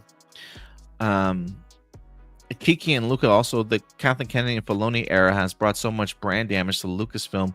Why are they considering giving the reins to Filoni? What do you think? I mean, because Filoni's been doing this for so long, I think just experience more than anything, experience and love for the franchise. And I know that he may have lost some fans with Ahsoka, but I think that for the most part, a lot of the fan base still does heavily respect him. Yeah, so I can definitely see why they would be considering Dave Filoni. Jessica Fryman, with the cancellation of Velma, do you think Max could finally bring back Young Justice? Do you think once Disney has the rights to Power Rangers again, we will see past seasons of Disney Plus, and maybe they could put VR Troopers and Masked Riders and Big Bad Beetleborgs on there too? Ooh. For Power Rangers seasons, I think that's a huge possibility. The other three, not so much, because I feel like if Disney doesn't see any profit in it, I don't think they would. But definitely a possibility. As for the first part of the question with Young Justice, I think that if it does come back, I don't think Velma's cancellation will have anything to do with it. Yeah, I don't think it'll make or break bringing the decision to bring back Young Justice. My friends call me Joseph. Terminator Dark Fate, despite being a significant improvement over Salvation and Genesis, struggled critically and commercially, largely due to a fatigued audience and a contentious desire to kill John Connor early on. This film presented an alternate future where T-800, having successfully eliminated a young John, evolved into Carl, a family man.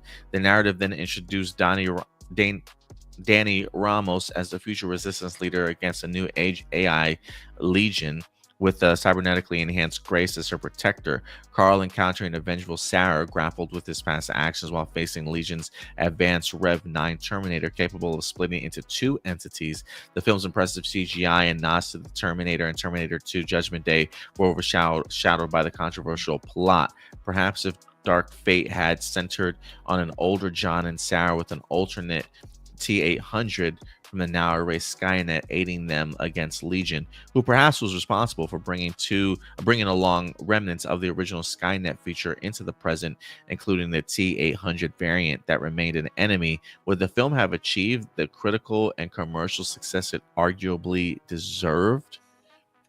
So if it had centered on an older John and Sarah and an alternate T-800 from the now erased Skynet, would the film have achieved the critical and commercial success it arguably deserved?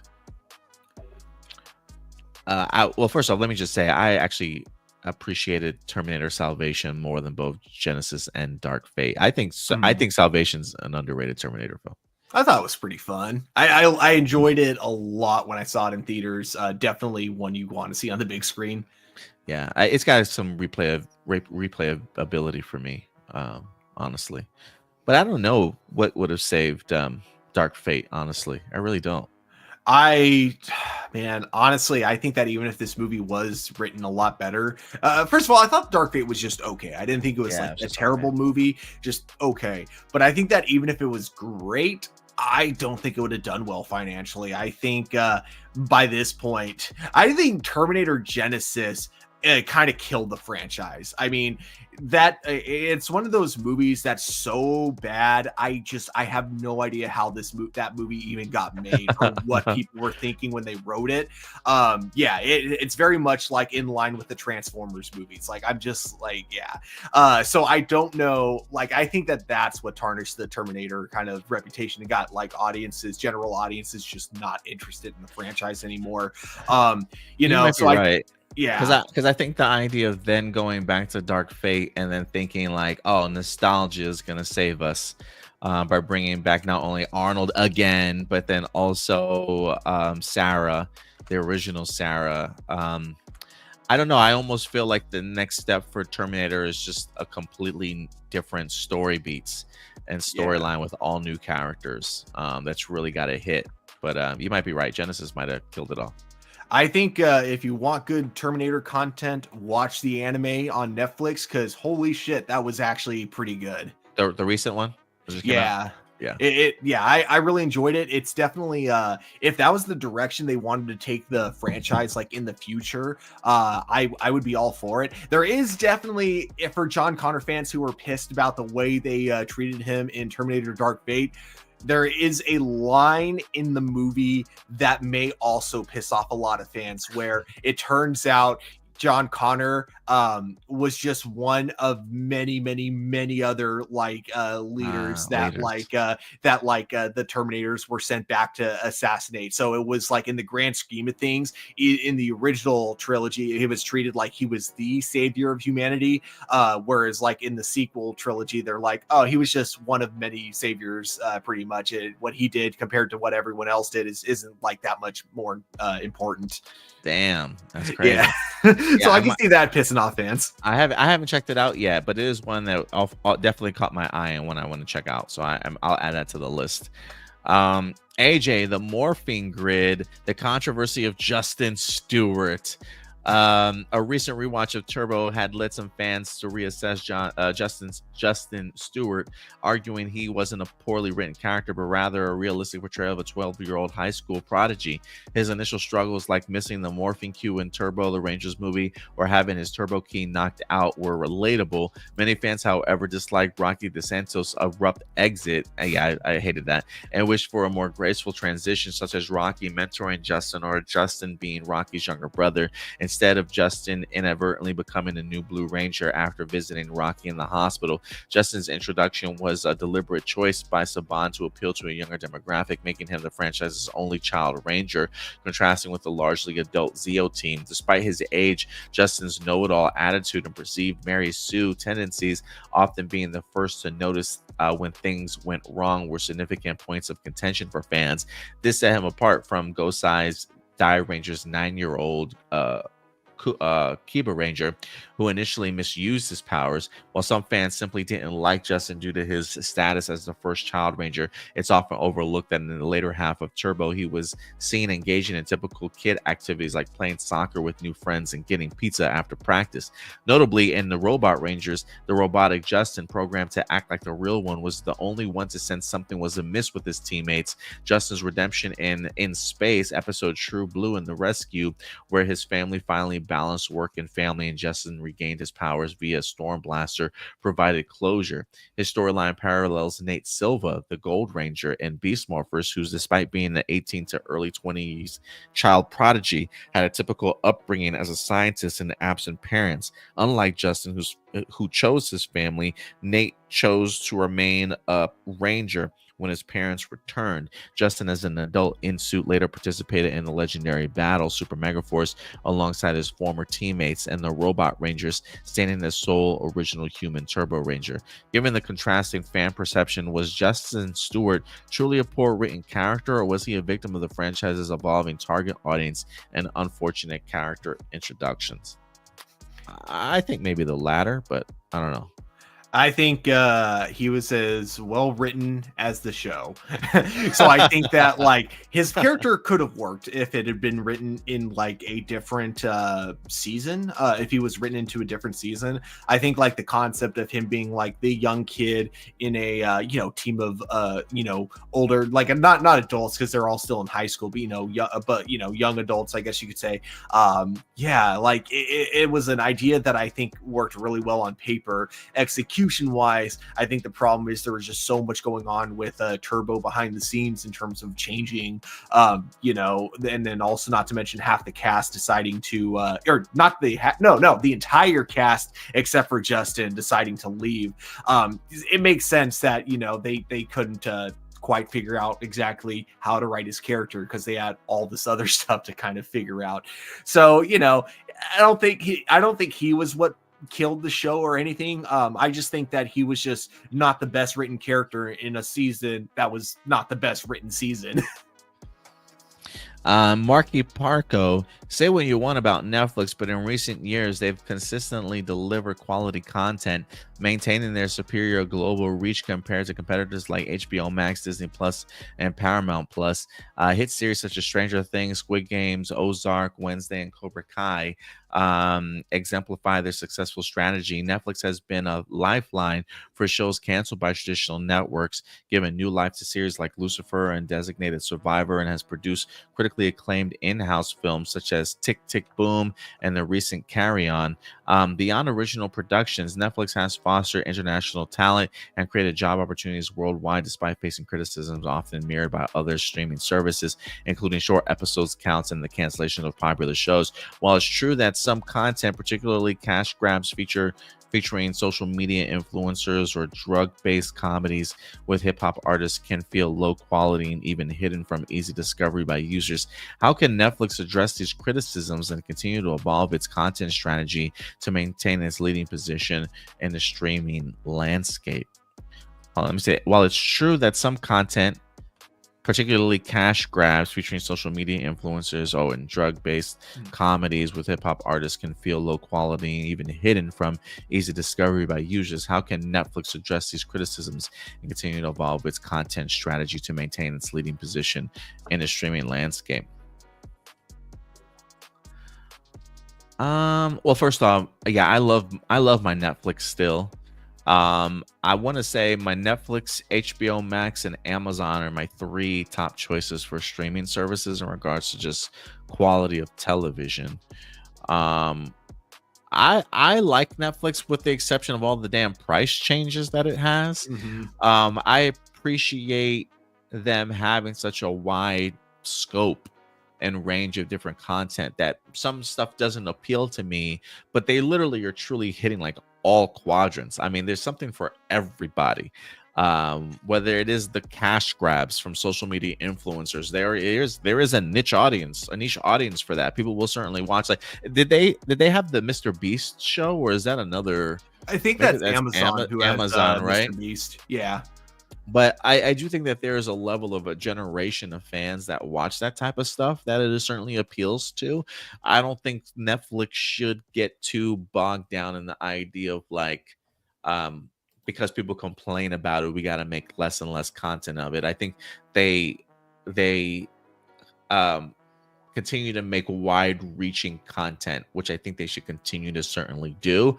If anything, if there's any criticisms, maybe like their debt that they're in, or how much money they offer for particular IP. But I honestly know if that's Netflix's fault or just where streaming services are these days and understanding the importance of IP, and then in turn paying way too much for their content. I think they are just dropping way too much money on things. But when you are streaming services and you need content going forward, I can understand taking those really big risks, but it pays off because for them, like they even got like the Knives Out stuff, right?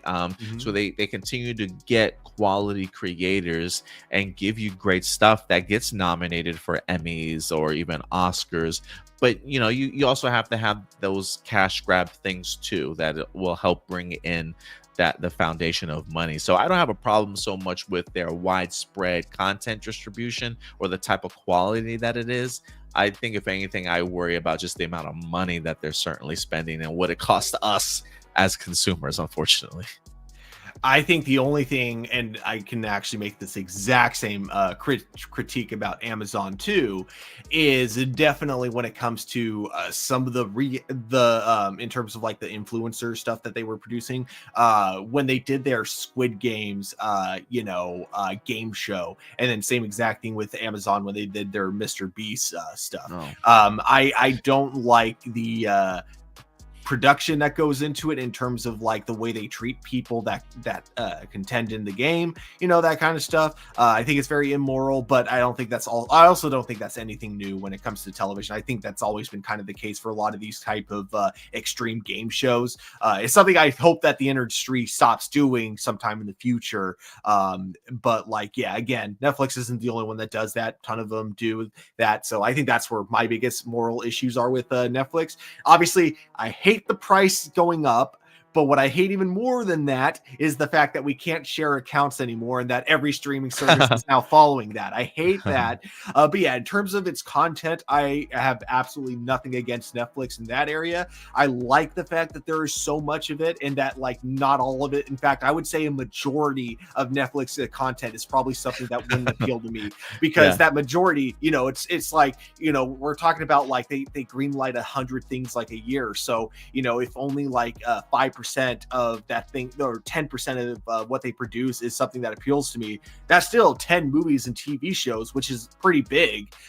So I think that like Netflix in terms of like what they're producing quality or quantity wise is pretty cool. I don't know exactly how financially stable it is, and I got to be careful how I say this because I don't want to get anyone in trouble, but I have inside source telling me that laundering money does go into some of the bigger productions. Again, I'm not going to say where I heard that from, but yeah, I have heard that is apparently a common thing with some of the big productions on Netflix. So that being said, though, overall, like, yeah, I'm okay with the fact that I don't like everything on Netflix. In fact, I love the fact because that means that they're just reaching out to different audiences. They're not going for the same general appeal for everything. That said, I do think they should probably not spend so much money on certain movies just because they have big directors behind them because of how much they spent on that Russo brothers film that came out recently, and it ended up being considered one of the like recent like worst movies in modern times. Yeah, I would agree. Peg, oh, go ahead. You gonna say something? Oh, sorry. I just thought it may. I actually wouldn't be too shocked if it affected how well Avengers Doomsday does in box office because the Russo brothers are directing it. And now people have that recent memory of, they directed the most expensive movie of all time and it was terrible. Yeah, they're also writing it too. At least co-writers on it. So a little bit to be concerned about. But we'll see. Yeah. Peg C, Digital Eclipse, who brought titles like Teenage Mutant Ninja Turtles Cowabunga Collection, are now going to be dropping the Mortal Kombat Legacy Collection. What are your thoughts? Ooh, the Cowabunga Collection. What's that? I think that's like all the old school Ninja Turtles arcade games. But yeah, with Mortal Kombat, hell yeah, give me an excuse to play all the old school Mortal Kombat games. That was actually fun story. That was one of the first games my fiance and I were kind of bonding over when we first started dating because she had a Sega Genesis, so we hooked it up to the TV, and we had just been at a thrift store where we bought Mortal Kombat 2 on the Sega Genesis. We couldn't figure out. Huh? No, I was gonna say that sounds dope. I'm looking up the Cowabunga Collection, so yeah, I'm actually on board with this one. Oh yeah. If they're gonna do that for Mortal Kombat, yeah, why not? Oh, hell yeah. So any excuse to play those Sega Genesis, or I guess this would be the arcade version, so way superior. So any excuse to go back to the old school Mortal Kombat games, I'll take it. I don't know if he had I think he might have had another question. Can you try and pull up his questions? I'm only seeing 2, but I have a feeling he might have sent a third one. It won't let me refresh on my side. If you can't find it, I'll try and look it up again here. But oh, here we go. What's Yeah, the for some third reason, question? yeah. So for some reason, when I put it in like the order, from newest, it doesn't show me the full question. But if I do it in regular, it does. So the first. Wait, did we do the first question? What are your thoughts on? Not yet. I'm going to go back to that one. Oh, okay. What's the third one? New Transformers series is headed to free streaming. What are your thoughts? Live action Care Bears movie in the works. What are your thoughts? Wait, Transformers series. I mean, for the Transformers one, cool. Nothing new, because I feel like we get a new Transformers reboot series like every 2 years or so. Still cool though, don't get me wrong. I'm glad that Transformers is a series that'll live on through the next generations over and over. Care Bears movies we talked about upon briefly. I didn't grow up with Care Bears, but I'm curious to see how it does. First time doing a live action, and I think that as long as they have much like with Barbie, as long as you get a director who has a good story to tell, someone with a vision, I think it could work. I think you can make an appealing movie for all ages. Yeah, I agree.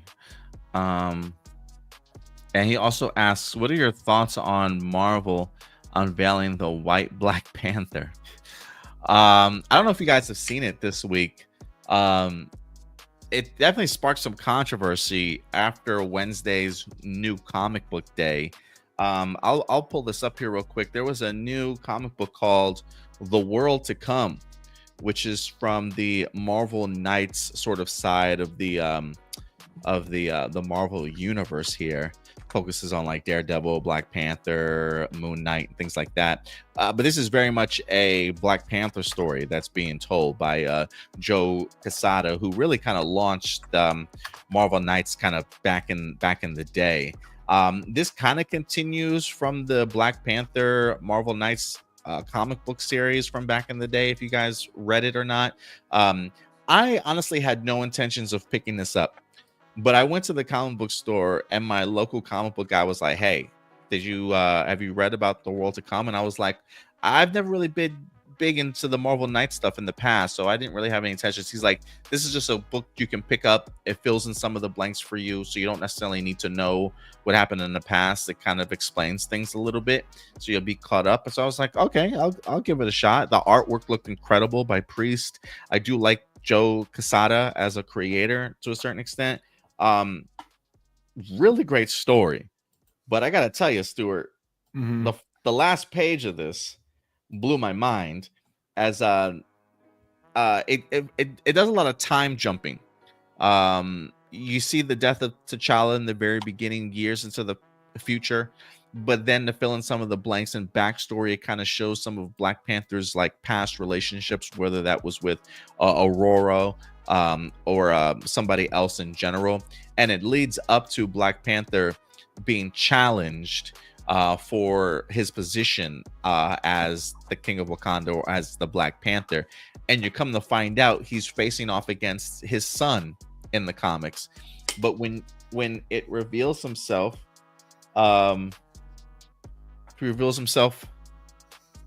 be a white guy with blonde hair, and I'm sitting here thinking to myself, I was like looking back, I'm like, wait a minute, but Aurora's black. I'm looking at the other girl that he apparently proposed to at some point, and I'm like, she's got a little bit of a lighter tan, lighter tone of brown. I'm like, am I looking at the color scheme on here wrong? I literally had to take a double, like, oh, she doesn't look like she's white.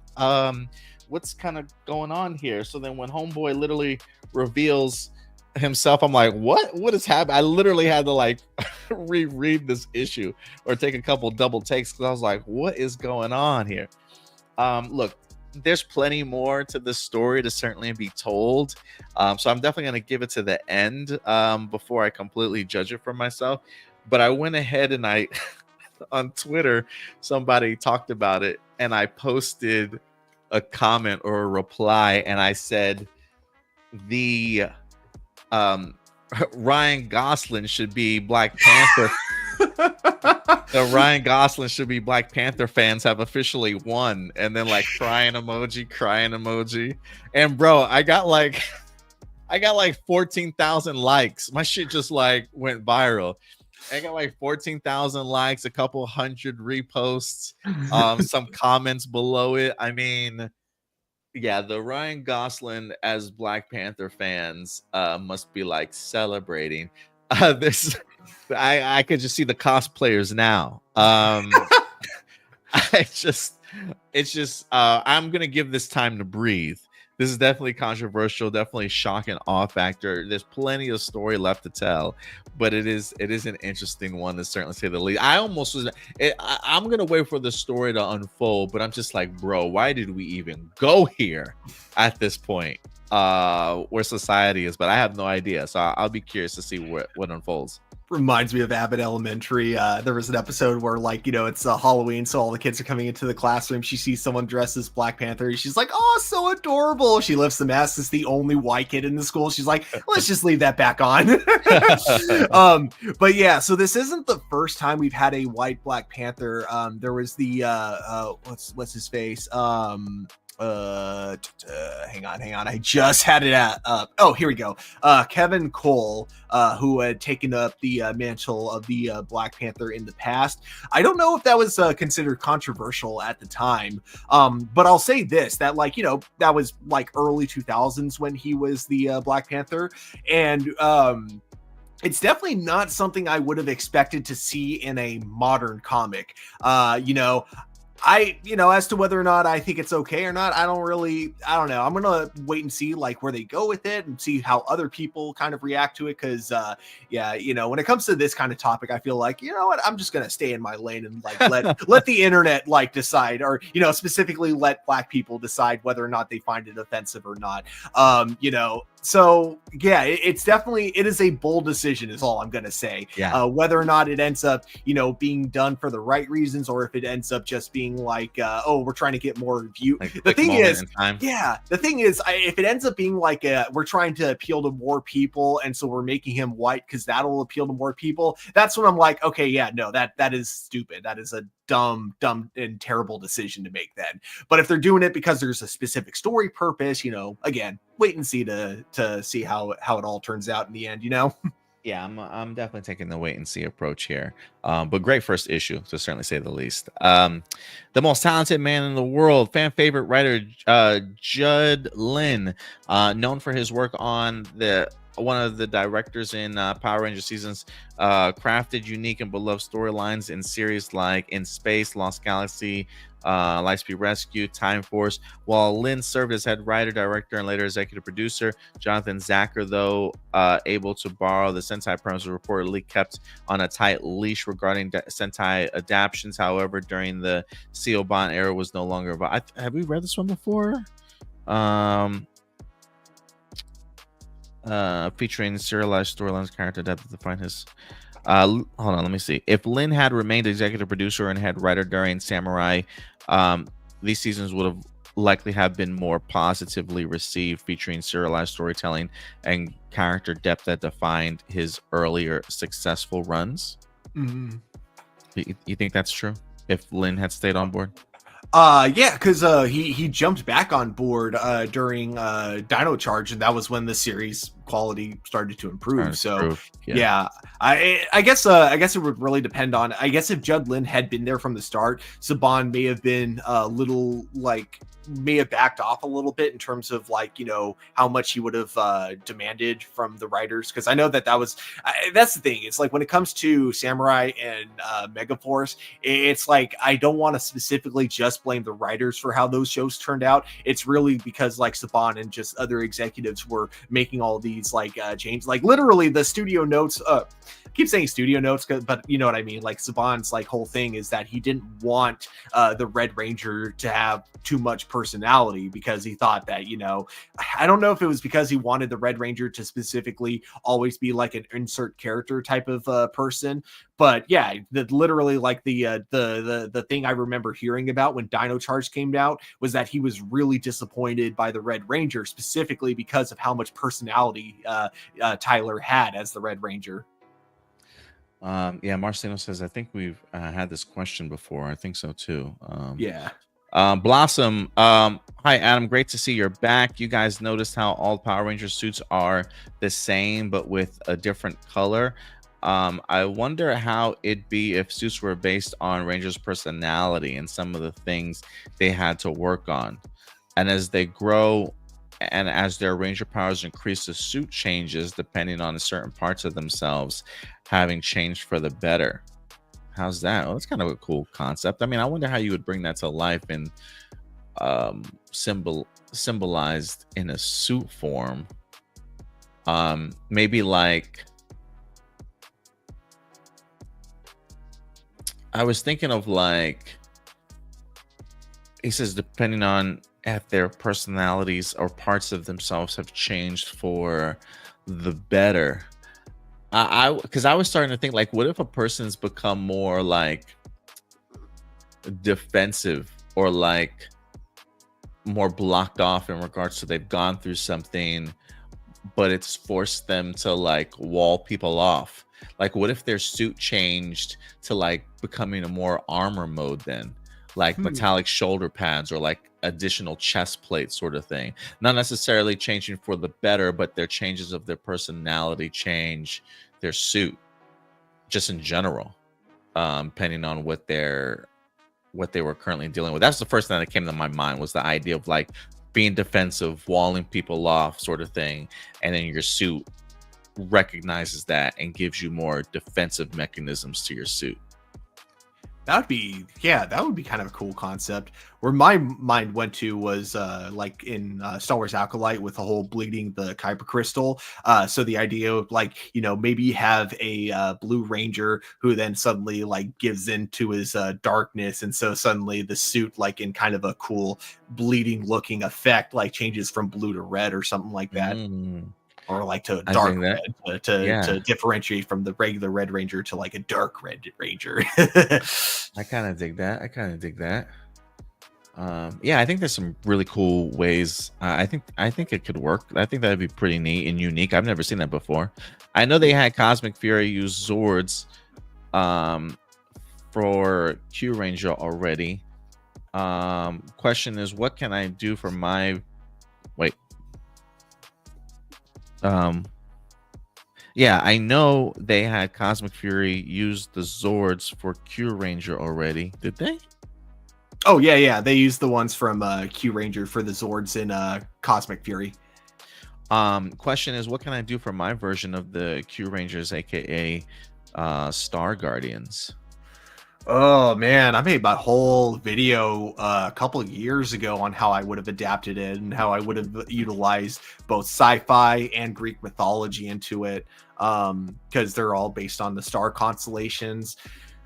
I would say, honestly, I would say that for the Zord specifically, because they're based on constellation. I think it's either the suits or the Zords or both that are based on star constellations. But yeah, I would say definitely kind of continue going with that theme, because that was something they didn't really do in Cosmic Fury, because it wasn't really fully about that.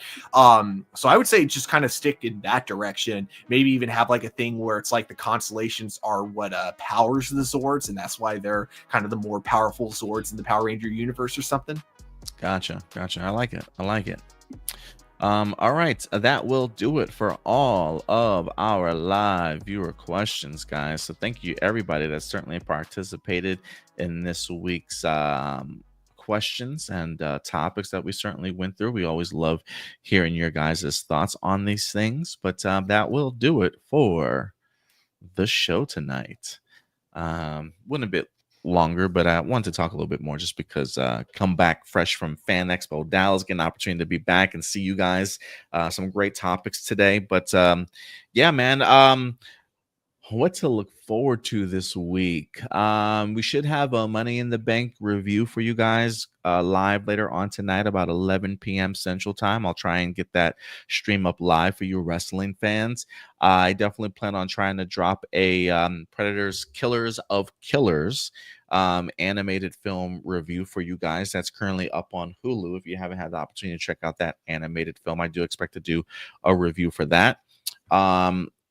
Hopefully by tomorrow night sometime, we should have our top 5 month of April report cards for our top 5 movies of that month to highlight for you guys with some brand new report cards. And then maybe this Thursday, I still got to hear back from Crystal. We may be going live with a Rogue One review for you guys, and talking a little bit more about the Dave Filoni stuff and Mia Goth hiring from Star Wars Starfighter. It might be myself, Stuart, Will, and hopefully Crystal will be able to join us, as we kind of want to maybe do like one Star Wars video a month for you guys with our crew.